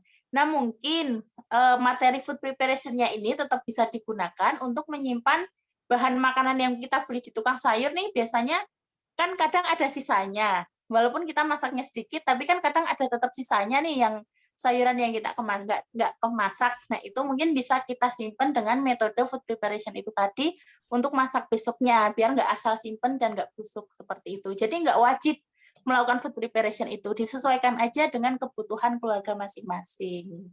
Iya, mungkin untuk sayur gampang dibeli, food preparation ini bisa dipakai untuk kayak protein-protein yang kayak daging harus beli di pasar gitu ya Oh Mbak iya, ya. benar, Ayam seperti yang itu. belinya langsung berapa kilo gitu kan. Nah, ini Iya. pertanyaannya sudah terjawab tadi sebenarnya dari Bu Nikmah, Mbak Rini, untuk menyimpan telur. Tadi sebaiknya kalau telur itu nggak perlu dicuci tapi harus ditutup di wadah yang benar-benar tertutup ya Mbak ya kalau mau masuk Iya, kulkas ya. benar. Iya, kalau masuk kulkas, telurnya dipilih wadah yang rapat, yang tertutup rapat, nggak harus dicuci. Soalnya dicuci itu malah bikin telurnya cepat busuk, Mbak. Jadi sebaiknya disimpan dalam keadaan kering. Kalau Nah, ini misalnya, hampir sama pertanyaannya dengan Mbak Chandra lagi nih. Karena tips merebus telur sama memecah telur. Karena kalau mudik dibawain telur yang masih fresh dari kandang. Jadi banyak ampas-ampasnya gitu. oh, kalau misalnya nih telur mau kita masak, dan ada kotorannya, ya emang harus kita cuci dulu telurnya. Tetapi kalau mau kita simpan telurnya, itu baru tidak perlu dicuci. Tapi kalau mau masak dan masih ada kotorannya, ya harus kita cuci terlebih dahulu. Seperti Maaf. Nah, tuh Mbak Chandra, kalau mau masak telur tuh tetap harus dicuci. Jadi ampas-ampasnya tuh rakatut melebu, cemplungin gorengin ampasnya masuk kan yo nambah bumbu gitu kan ya. Tapi nggak usah lah Mbak Chandra kan doyan juga makan telur. Nah, ini ada juga nih pertanyaan nih Mbak.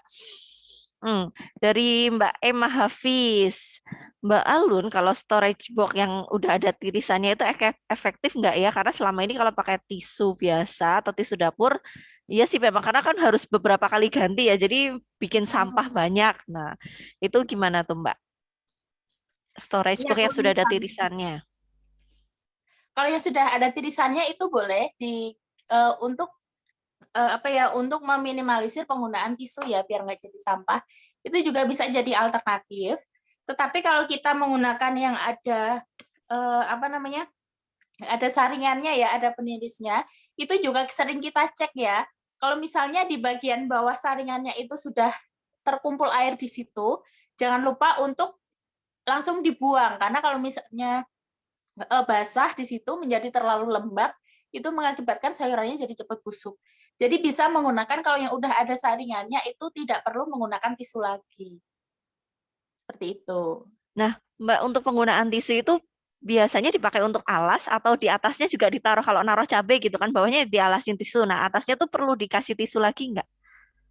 Sebenarnya nggak perlu, karena kan tisu itu tadi berfungsi untuk menyerap si airnya, menyerap apa ya istilahnya uap air lah, embun yang keluar karena suhu dingin itu tadi. Dan biasanya air itu kan karena gaya gravitasi dia akan turun ke bawah. Makanya yang paling penting adalah di bagian bawahnya. Tetapi kadang ada sebagian orang yang males ngecek ganti bagian bawahnya biar lebih awet, itu biasanya atas bawah dikasih tisu. Itu juga nggak masalah, boleh-boleh aja. Tetapi kan kayak sayang aja yang harusnya cuma membutuhkan satu tisu untuk di bawah, jadi menggunakan 2 tisu karena atas bawah. Itu kan jadi membuat sampahnya menjadi lebih banyak seperti itu. Jadi sebaiknya yang ditaruh di bawah aja. Seperti Oke, itu. itu ya untuk tisu ya. Ini Bu Lilin walaupun sudah terjawab nih tadi katanya gimana harga Lombok kadang murah, kadang mahal. Bu Lilin walaupun jawabannya tadi sudah terjawab bagaimana caranya menyimpan Lombok, tapi jangan lupa Bu Lilin saya pesan sambal teri itu belum dibikinkan ya Bu ya. Juragan Lombok, juragan sambal ini Juragan Mbak. sambal ini. Iya. Oh ya mungkin tambahannya Mbak, kalau misalnya kadang kan kita beli cabai pas lagi harga murah ya, biasanya kan misalnya kita beli berapa kilo sekalian. Sedangkan kalau kita berapa kilo itu kan nggak habis dalam waktu 1-2 minggu ya biasanya. Sedangkan kalau misalnya kita terapkan food preparation yang menggunakan alas tisu tadi itu kan biasanya tahannya 1-2 minggu aja. Nah, kalau pengen lebih awet, si cabai itu ada beberapa alternatif. Yang pertama bisa dikeringkan. Jadi dibuat cabai kering. Nanti kalau mau masak itu penggunaannya hampir sama kayak cabai biasa. Terus yang kedua, bisa juga cabenya kita simpan di dalam freezer. Kalau misalnya freezernya luas ya, kalau misalnya freezernya luas, itu cabenya bisa kita masukkan ke dalam wadah jadi satu, nggak apa-apa, dimasukkan ke dalam freezer. Itu biasanya tahan 2-3 bulan kalau di freezer. Kalau cabai kering, itu bisa sampai 1 tahun. Seperti itu, Mbak. Oh iya, dan biasanya juga ada yang digiling juga sekalian ya Mbak ya, jadi Iya, bumbu bisa. dasar tadi. Iya, benar. Iya, ini ada lagi dari Mas Tekad nih. Mas Tekad nih ahlinya masak rica-rica kalau di kantor nih. Siang Mbak Alun, kenalkan saya Tekad. Saya suka masak daging yang banyak. Nah, kadang dalam 1 hari itu nggak habis. Yang saya tanyakan, apakah masih layak atau sehat dikonsumsi kalau disimpan di kulkas? Ini dagingnya udah dimasak apa belum dimasak nih? Ini udah dimasak kali ya maksudnya. Nah, ini untuk salah satu hal yang bisa dilakukan, ini konsepnya sama dengan food preparation empasi. Mungkin kalau misalnya ibu-ibu di sini ada yang pernah mengikuti webinar seputar empasi. Jadi kalau misalnya kita menyimpan makanan matang dalam jumlah banyak, itu sebaiknya dipisahnya di awal masak, Pak. Jadi misalnya nih, saya masaknya biar sekalian gitu, saya masak 2 kg daging sapi. Itu nanti kan nggak habis dalam waktu 1 hari, pasti pengennya disimpan lagi. Nah, biar si dagingnya ini kualitasnya masih tetap bagus, yang sudah dimasak itu tadi, jadi setelah mateng, misalnya nih kita masak rendang, atau dimasak tongseng, setelah mateng, kita langsung pisah yang untuk makan hari itu sama yang untuk mau disimpan. Seperti itu, dipisah di awal. Nah, nanti yang mau disimpan itu kan sudah kita pisahkan. Itu kita tunggu dingin terlebih dahulu. Kalau sudah dingin, baru kita tutup. Ditutup, tutupnya yang rapet ya, baru kita simpan di kulkas atau di freezer. Jadi nanti saat mau masak tinggal dihangatkan. Kalau bisa jangan kita masak banyak nih, misalnya masak banyak, jadiin satu wadah. Udah dipakai buat makan pagi, makan siang, makan malam, sisa. Baru sisanya yang disimpan. Kalau bisa jangan seperti itu. Karena kalau udah seperti itu, biasanya dagingnya itu kan dia sudah terlalu lama terkontaminasi dengan udara. Padahal kita tahu sendiri ya, udara itu kan biasanya banyak bakterinya. Nah, untuk meminimalisir bakteri itu, karena bakteri itu kan bikin cepat busuk. Nah, untuk meminimalisir bakteri itu mengontaminasi makanan yang mau kita simpan, makanya makanannya kita pisahkan di awal saat habis matang. Jadi misalnya masak 2 kilo, masak banyak, kita pisahkan jadi 2, yang sekilo disimpan, yang sekilo lagi buat makan. Baru yang disimpan itu nanti bisa kita hangatkan buat makan besok atau makan selanjutnya. Seperti itu. Jadi prinsipnya dipisah di awal, tunggu dingin, baru disimpan. Jadi biar nggak diinget-inget terus, biar nggak anget-angetan terus, seperti itu. Iya, cuma kadang kalau kayak rendang rica-rica gitu tuh kalau semakin lama diinget tuh semakin enak ya, Mbak. Iya, yang semakin Semakin enak, Mbak. meresap Tapi bumbunya. kolesterolnya juga semakin tinggi itu Nah, nanti. itu yang bikin enak kan itu. Iya. Nah, ini ada pertanyaan lagi dari Mbak Suriah nih, Mbak mau nanya karena mungkin sudah dijelaskan tadi ya. Tapi kalau menyimpan daging di freezer udah keras nih, udah membatu, kemudian waktu dibersihin dagingnya kan mencair, terus disimpan lagi tuh masih bisa nggak? Jadi di frozen ulang gitu ya kali ya? Ya, sebenarnya kalau dibilang masih bisa, masih bisa. Tetapi kualitas dagingnya sudah menurun, sudah tidak sama seperti yang awal saat kita dibekukan pertama kali tadi. Makanya untuk menjaga biar kualitas dagingnya itu masih bagus, di awal sebelum kita bekukan, itu langsung kita pisah-pisah per porsi masak. Jadi misalnya 1 kilo untuk 2 kali masak, ya langsung aja dibagi di awal menjadi 2. Kalau misalnya 1 kilo untuk 3 kali masak, ya langsung aja dibagi di awal menjadi 3. Jadi nanti saat mau masak kita tinggal mengambil aja satu wadah. Jadi akan meminimalisir terjadinya pembekuan, pencairan kembali seperti itu. Karena kalau semakin sering dibekukan, dicairkan, itu akan sangat berpengaruh di kualitas daging. Biasanya dari segi warna, kalau misalnya ibu-ibu perhatikan, daging yang sudah kita bekukan, kita cairkan, kita bekukan lagi, terus kita cairkan lagi saat mau dimasak, itu pertama warnanya udah jelas akan berubah. Terus yang kedua teksturnya juga akan berubah. Nah, padahal kalau makanan udah dari kadang kita melihat gizinya masih kandungan nutrisinya masih bagus apa enggak karena kita dilihat secara awam gitu menggunakan mata itu kan biasanya dilihat dari segi warna, apakah ada perubahan warna, apakah ada perubahan teksturnya, sama apakah ada perubahan baunya seperti itu. Jadi untuk mengurangi kerusakan sebaiknya dipisah di awal, seperti itu. Iya, sama ini nih Mbak. Biasanya kalau kita dapat daging kurban ini kan Mhm. gelondongan ya Mbak. Terus misalnya udah capek-capek nih ikut bantuin masak-masak di RT gitu kan, nggak sempet tuh misah-misahin daging-daging itu. Akhirnya kita masukin udah seplastik-plastiknya itu dimasukin ke freezer gitu misalnya. Nah untuk defrostnya itu biar lebih cepet tuh gimana ya Mbak? Kadang kalau misalnya mau dimasak besok, diturunin dari freezer malamnya aja, besoknya masih kadang kan masih beku dan nunggu lagi padahal pagi-pagi harus sudah berangkat gitu. Nah, untuk tips untuk defrost daging biar lebih cepat tuh gimana, Mbak? Oh iya, sebenarnya defrost daging itu ada beberapa caranya. Yang pertama yang paling sering digunakan adalah dengan menurunkan di kulkas bawah pada malam harinya sebelum masak. Terus yang kedua bisa juga dengan direndam air atau dialiri air. Tetapi, nah ini perlu diketahui ya, kalau misalnya karena daging itu kan sebaiknya tidak kita cuci. Jadi kalau misalnya mau mendefrost daging dengan aliran air atau direndam air, itu dagingnya harus di dalam wadah dulu, dibungkus. Kalau misalnya udah plastikan, ya nggak apa-apa, plastikannya langsung masukin aja ke dalam baskom, baskomnya dikasih air. Itu nanti akan lebih cepat mencairnya. Atau dialiri air, menggunakan ditaruh di bawah keran, itu nggak apa-apa. Yang penting dagingnya terbungkus rapat. Itu untuk cara yang kedua. Untuk cara yang ketiga, bisa juga menggunakan yang namanya itu defrosting tray, jadi dia itu kayak nampan gitu, tapi dia bisa mempercepat proses defrosting. Itu tinggal kita letakkan aja dagingnya di situ, biasanya dia akan cepat mencair. Tapi kan kalau untuk itu kan kita harus membeli dulu alatnya. Nah, yang paling sering saya lakukan adalah yang terakhir ini, paling cepat, yaitu adalah dengan cara dikipasi. Jadi bisa menggunakan kipas angin, jadi dagingnya itu kita letakkan ke dalam baskom atau wadah, terserah, yang penting kita letakkan dagingnya di situ. Kalau bisa dagingnya masih terbungkus, boleh terbungkus plastik atau masih beserta wadahnya. Lalu tinggal kita kipasi aja menggunakan kipas angin. Itu paling cepat proses defrostingnya.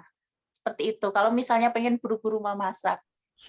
Usahakan jangan merebus daging dalam keadaan masih beku ya. Kan kadang kalau kita pengen cepat-cepat masak nih, beku asal direbus. Jangan, karena biasanya perbedaan suhu tinggi yang dari perbedaan suhu yang terlalu apa namanya? Terlalu jauh gitu ya dari yang beku langsung ke panas itu biasanya akan merusak dari kualitas dagingnya. Jadi sebaiknya dicairkan dulu baru dimasak. Seperti itu. Oke, jadi dikipasin ini sama kayak kalau kita ngedefrost kulkas ya Mbak ya. Jadi kan Ya, kulkas benar. kalau misalnya mau dibersihin freezernya yang udah banyak batu esnya itu bunga esnya kita kasih kipas biasanya mencairnya memang lebih cepat ya. Iya, Ya, benar-benar. terima kasih ini tipsnya Mbak Alun. Nah, ini masih ada satu pertanyaan lagi. Ini Mbak Alun mau nanya nih tentang air rebusan sayuran. Tadi Mbak Alun bilang bisa ya disimpan lagi air rebusan sayuran yang kita masak. Itu cara ngerebus sayurannya yang bagaimana yang bisa disimpan airnya untuk kaldu. Oh iya, jadi yang maksudnya saya jelaskan tadi untuk yang disimpan itu yang air rebusan ayam dan juga daging ya, bukan yang air rebusan sayuran. Jadi kalau misalnya sayuran itu kan sebaiknya kita simpannya dalam keadaan fresh ya. Kalau misalnya mau disimpan dalam keadaan beku, itu namanya kita simpan dalam keadaan diblansir. Diblansir. Jadi sayuran blansir itu biasanya digunakan untuk sayuran yang keras.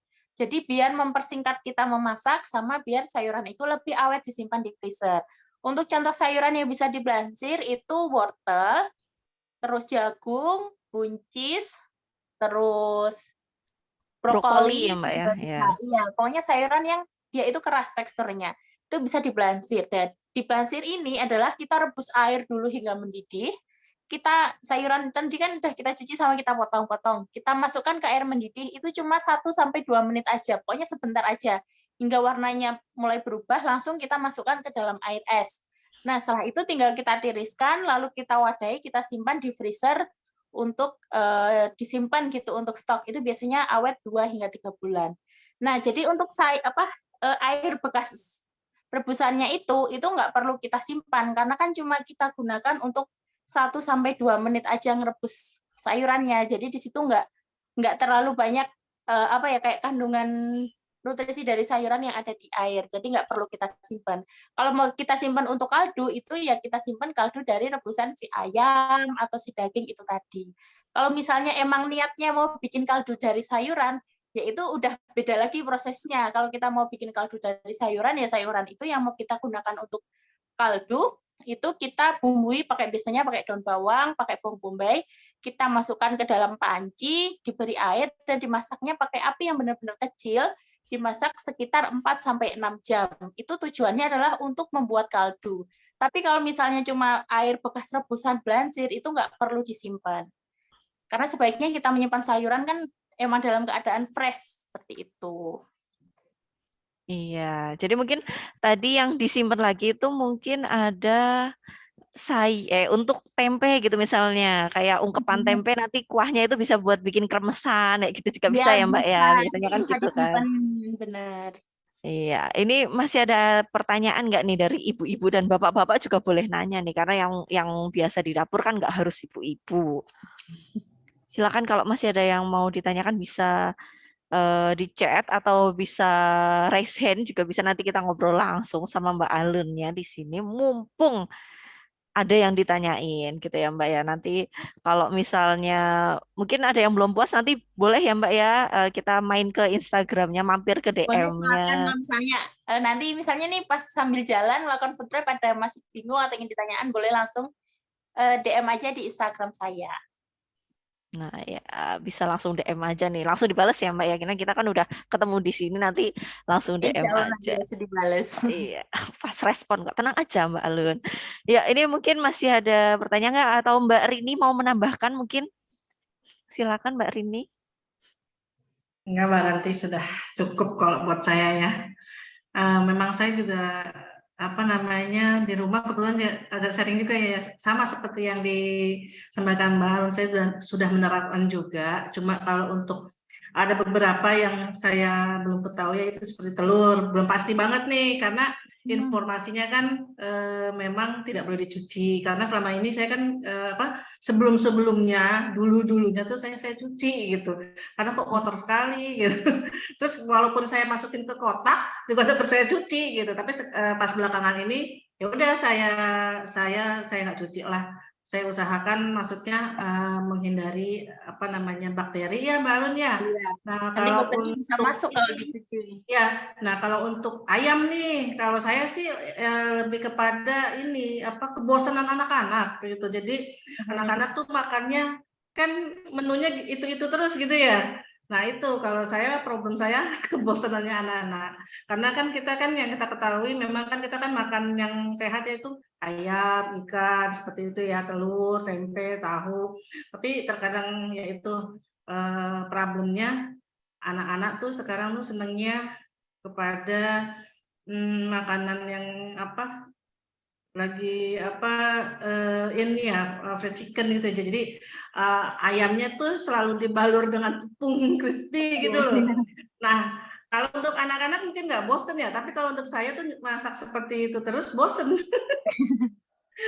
Seperti itu. Mungkin ada masukan lain, Mbak Alun, apa informasi lain, apa pengolahan jenis ayam, ikan gitu yang istilahnya bisa disukai anak-anak. Oh ya, langsung saya jawab aja ya Bu ya.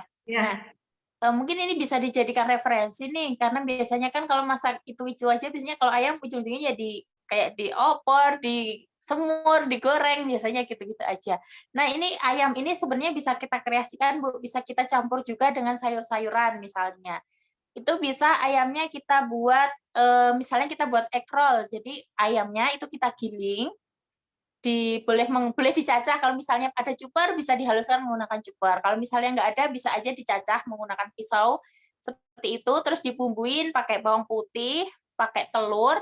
Jadi kayak bikin adonan dimsum seperti itu. Nah, nanti untuk kulit luarnya itu kita bisa menggunakan telur dicampur dengan maizena atau tapioka.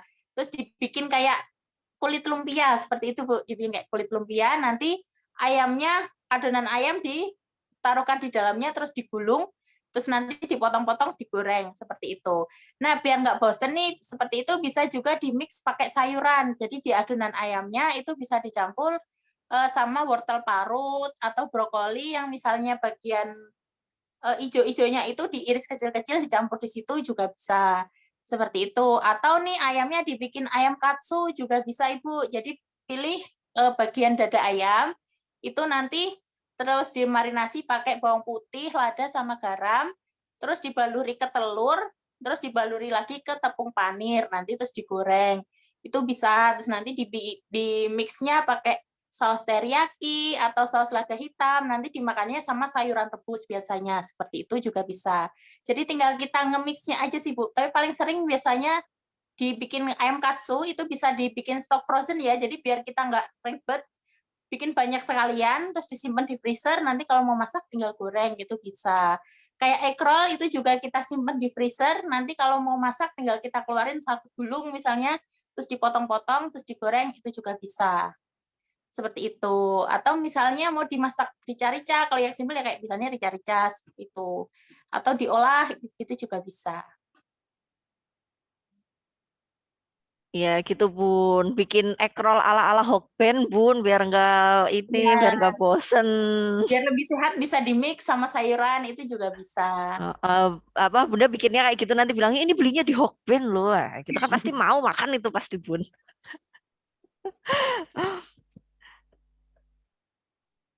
Iya, gimana nih Bun? Ada tambahan lagi nggak Bun pertanyaan nih Bun? Mungkin dari ibu-ibu yang lain juga nih. Boleh jika ada yang ingin ditanyakan dari Bapak Ibu sekalian. Nah, ini Mbak Chandra yang membutuhkan tisu dapur yang bisa dicuci, bisa untuk food prep, bisa menghubungi toko kerabat by WA dengan nomor 0821 sekian-sekian. Harganya Rp7.000. Wow, harga bersaing. Sekalian Mbak Chandra, dodol sayuran udah di food prep gitu, kotak-kotak bawa pulang gitu ya. Wah, prospek ini koperasi kerabat nih. Ya gimana Bun? udah. Dari tadi saya mau ngomong kok nggak bisa. Ya, oh ya, memang jadi ya itu mixnya, maksudnya kreasinya paling dengan saus teriyaki, dengan saus misalnya lada hitam gitu ya. Itu nggak apa-apa ya, Mbak Alun, kalau kita sering-sering yang dengan bumbu-bumbu seperti itu. Ini Bu, sausnya kita bisa bikin sendiri. Oh gitu ya. Ya, jadi pakai bawang putih sama bawang bombay ditumis. Nanti Ya. kalau misalnya kita mau bikin lada hitam, nanti kita pakai lada hitamnya sendiri, terus pakai kecap manis, nanti ditambahkan saus tiram. Nah, kan kita penggunaan saus tiramnya kan sedikit kalau misalnya kita bikin sendiri. Tapi kalau kita beli jadi kan kayak udah full semuanya tuh udah pakai produk jadi gitu loh. Kalau produk jadi kan biasanya ada pengawetnya juga, ada kayak MSG-nya juga. Kalau kita bikin sendiri kan kita bisa mengontrol nih penggunaannya. Seperti itu. Kalau teriyaki juga, teriyaki itu kita lebih rasanya ke manis ya. Jadi nanti saat membuat sausnya itu bisa ditambahkan gula, biasanya bawang putih, bawang bombay, gula, kecap, sama saus tiramnya sedikit aja, sama ditambah minyak wijen misalnya seperti itu. Oh, iya. Jadi kita lebih baik sih kita bikin sendiri aja Bu, daripada beli saus yang udah kemasan jadi. Ya, ya. Saya sih bikin sendiri sih, cuman maksudnya tetap ada tambahan rasa apa kayak teriyaki, kayak apa yang bulgogi gitu.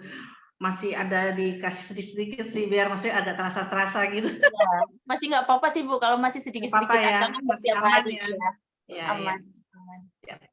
Terima kasih Mbak Alun. Ya, sama-sama Ibu. Ya, gimana nih Ibu? Ibu masih ada pertanyaan lagi nggak? Kalau nggak, kita mau beralih ke acara selanjutnya nih Bu nanti nih Bu. Tapi sebelumnya kita foto bersama dulu ya Mbak Alun ya. Boleh, boleh. Ya, Ibu-ibu silakan tolong dinyalakan kameranya biar kelihatan ya acara kita hari ini. Nanti kita foto bersama. Nah, silakan bisa dinyalakan dulu kameranya. Nah, cakep-cakep nih. Ternyata ibu-ibunya ada yang di samping masak, ya kan di rumah. Ada yang di depan saya, ada yang di samping saya juga nih. Nah, ini kelihatan. Ada yang di depan saya juga itu. Ya, silakan bisa dinyalakan. Yang bapak-bapak juga boleh dinyalakan kameranya. Ya, ayo kita screenshot ya. Halaman 1 kita screenshot. Klik. Oh iya, salam canting Mbak. Karena kita di Balai Besar Kerajinan dan Batik, kita punya salam sendiri nih. Salam canting namanya. Silakan, salam canting. Page 1. Oh, cuma satu page ya. Oke. Oke, terima kasih. Nah, ya, kita sudah hampir 2 jam nih Mbak Alun ngobrol bareng sama kita nih. Terima kasih banget inspirasinya tentang masak-memasak hari ini. Jadi kan tadi juga pertanyaan-pertanyaan yang muncul juga sangat banyak ya Mbak ternyata, karena memang nggak semuanya melakukan food preparation, tapi ini ilmu baru tersendiri. Karena jujur saja meal preparation ini PR banget.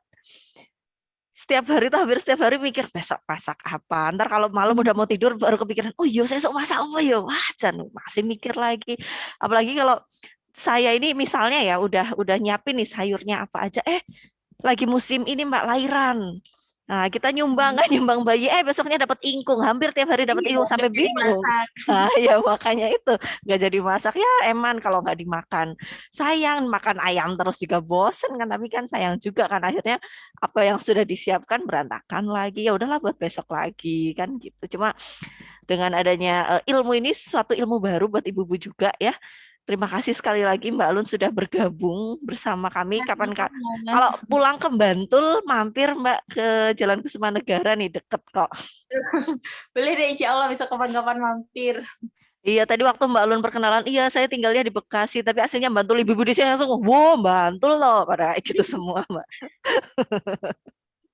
Iya, terima kasih sekali lagi Mbak Alun atas sharingnya hari ini.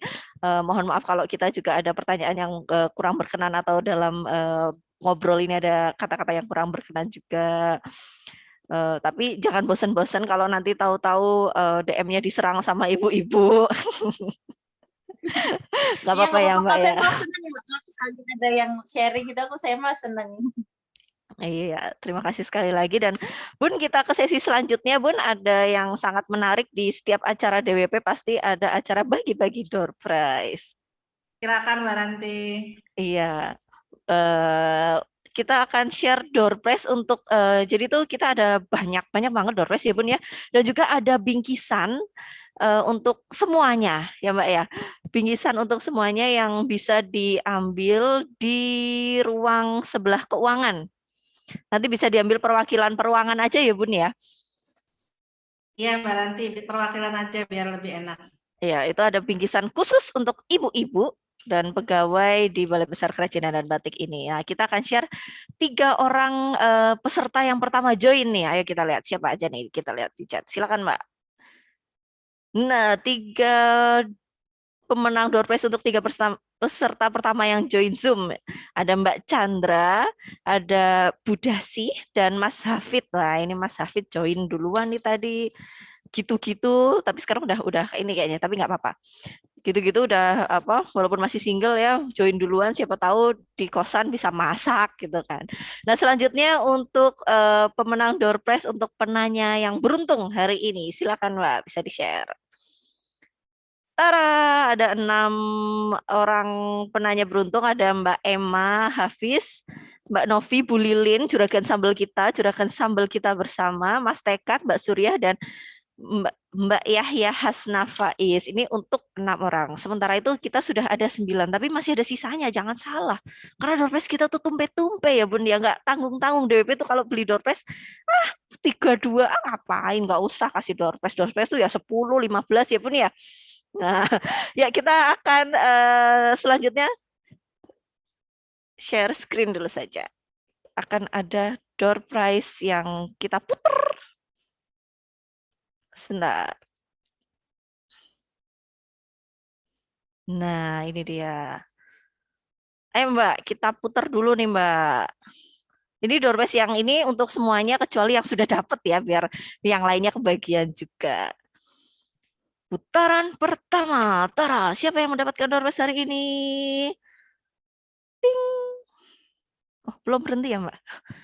Endang Saraswati di Konplus. Oke. Bu Wardi itu. Ya, Selamat Bu Wardi. selamat Bu Wardi. 1 nih, kita udah dapat masih ada 8 ya, Mbak ya. 1 lagi. Ya, nomor 2. Nah, untuk door prize ini nanti bisa diambil di ruangannya Bunda ya, Bun ya? Ya. Ya, nanti bisa diambil di ruangannya Mbak Rini, Mbak Ida, Mas Demas. Wah, selamat. Selamat Mbak Ida. Oh ya, selanjutnya yang ketiga. Door prize-nya tuh macam-macam banget. Tadi udah dipilih apa? Udah tak pamerin. Ada panci, ada payung, ada anduk, ada skincare, hair care juga ada. Oh, ini keputar lagi ya Mbak di count. Sekali lagi. Oh, belum hilang berarti harusnya. Nanti yang muncul lagi kita ulang lagi ya Bun ya. Wow, Mbak Uma. Selamat Mbak Uma mendapatkan door prize. Selamat Bu Ma. Tenang, door prize-nya macam-macam dan sangat beragam kok. Mulai dari panci, payung, keset, sikat, sabun, ada semuanya. Mbak Imas, wah ini CPNS kita dapat juga nih akhirnya. Nggak sia-sia ya Mbak Imas ya. Nggak sia-sia ikut bantuin bungkus ya kemarin ya Bun ya, kayaknya ya Bun ya. Iya. Untuk bantuin bungkus di PNS. Ya, kita lanjut. Nomor 5 masih ada 4 lagi. 5 lagi. Kita ada berapa tadi? 18. Desrita. Aduh kok saya nggak dapat sih nih lem muter ki. Kurang buket ini. Selanjutnya masih ada 4 lagi. Ini menguji keberuntungan sekali nih. Monica ya, Mbak Yesi Monica ya. Selamat Mbak Yesi. Dapat juga akhirnya. Ini bisa dirembes di ruangannya Mbak Rini di atas ya Bun ya. Ya. Macam-macam ini door prize-nya untuk ibu-ibu. Dapat. Ternyata memang sangat menguji keberuntungan nih Bun. Bukan nggak salah kalau saya jadi MC. Jadi memang harusnya dapat juga nih. Masih 2 lagi. Ya ini tanpa kong kali kong loh ya. Ini murni dari putaran nih. Di sebelah saya nih ada. Selanjutnya siapa lagi nih yang akan berhenti? Ika, Mbak Ika dapat juga. Nanti bisa untuk ibu-ibunya bisa diambil melalui suami-suaminya ya. Satu lagi Mbak nih. Itu Mbak Ika mana ya? Mbak Ika Agung. Tadi ininya cuma 3 Ika gitu tadi. Tri Ika ya. Trihastiwi Setiamurti belum. Iya, sudah Mbak Tiwi nih. itu ya? Mbak Tiwi ini siapa? Mahasiswa ya, istri mahasiswa ya? Iya ya Bun ya. Ya sudah habis, kita sudah bagi-bagi 9 door prize yang putaran dan totalnya tadi ada 18. Wah, banyak banget nih. Oh, Ika Agung Eko. Mbak Ika, istrinya Mas Agung. Mas Agung. Iya, itu tadi sangat seru. Sebenarnya acaranya DWP itu nggak pernah nggak seru ya Bun ya. Pasti bertebaran door prize dan bingkisan. Tentu saja. Arisan belum ya Bun? Arisan belum ya Bun ya? Nanti menyusul ya arisannya. Oh, arisannya menyusul. Jangan lupa tadi bingkisan yang wangi-wangi ya Bun ya. Akan Siap. bisa diambil untuk semuanya kalau bingkisan ya Bun ya. Diambil Ya. perwakilan ruangan saja biar nggak ribet nenteng-nenteng. Karena berat banget ya Bun bingkisan kita ya Bun ya. Ya.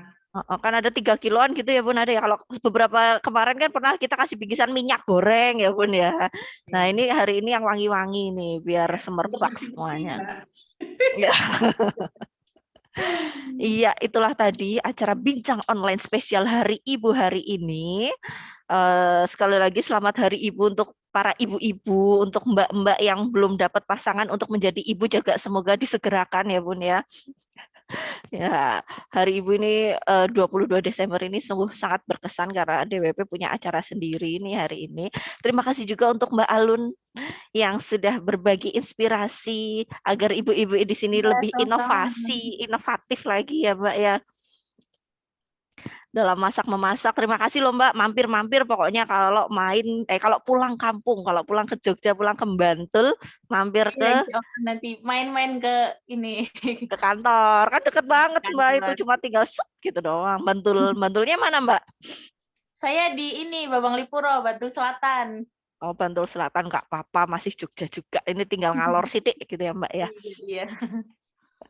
Ya, terima kasih sekali lagi ibu-ibu yang sudah join, ibu dan bapak, teman-teman Balai Besar Kerja Dana Batik yang sudah join juga. Terima kasih sekali sudah berpartisipasi aktif, kita udah bagi-bagi nih, udah bagi-bagi door prize, udah bagi-bagi bingkisan, udah bagi-bagi inspirasi masak memasak. Jadi setelah ini bapak-bapaknya tuh langsung mikir nih, pokoknya sesuk ibu bakal masak enak-enak nih, soalnya udah dikasih tahu nggak bakalan jangan tempe, jangan tahu gitu harusnya. Ya Bun ya. Ya. Gitu ya Bun ya. Untuk bapak-bapak yang nonton betul, pasti Mbak langsung Ranti. mewanti-wanti ibu-ibunya nih. Iya, terima kasih sekali lagi untuk yang sudah join, yang mengikuti acara ini dari awal sampai akhir, yang sudah dapat door prize tadi. Nanti akan kita umumkan lagi, barangkali ada yang tertinggal. Sampai jumpa di acara selanjutnya ya Bun. Siapa tahu DWP ada acara lagi ya Bun ya. Terima kasih Kita juga untuk tunggu nanti. Iya, terima kasih juga untuk ibu-ibu dan bapak-bapak yang sudah menemani saya di sini nih. Di kanan kiri ada bapak-bapak juga Bun, jangan salah. Ini hari Ibu tapi bapak-bapaknya sangat berperan serta untuk kelancaran acara ini juga. Terima kasih Bun sudah mengadakan acara ini biar kita terinspirasi terus-menerus, biar masaknya nggak itu-itu aja. Sekali lagi saya selaku MC dan teman-teman di sini mohon maaf apabila ada kata-kata yang kurang berkenan atau ada perlakuan yang tidak enak di hati, tapi semoga masaknya nanti tetap enak. Ya, sampai jumpa di acara selanjutnya. Selamat siang dan wassalamualaikum warahmatullahi wabarakatuh. Terima kasih Ibu semua, Bapak Ibu semua.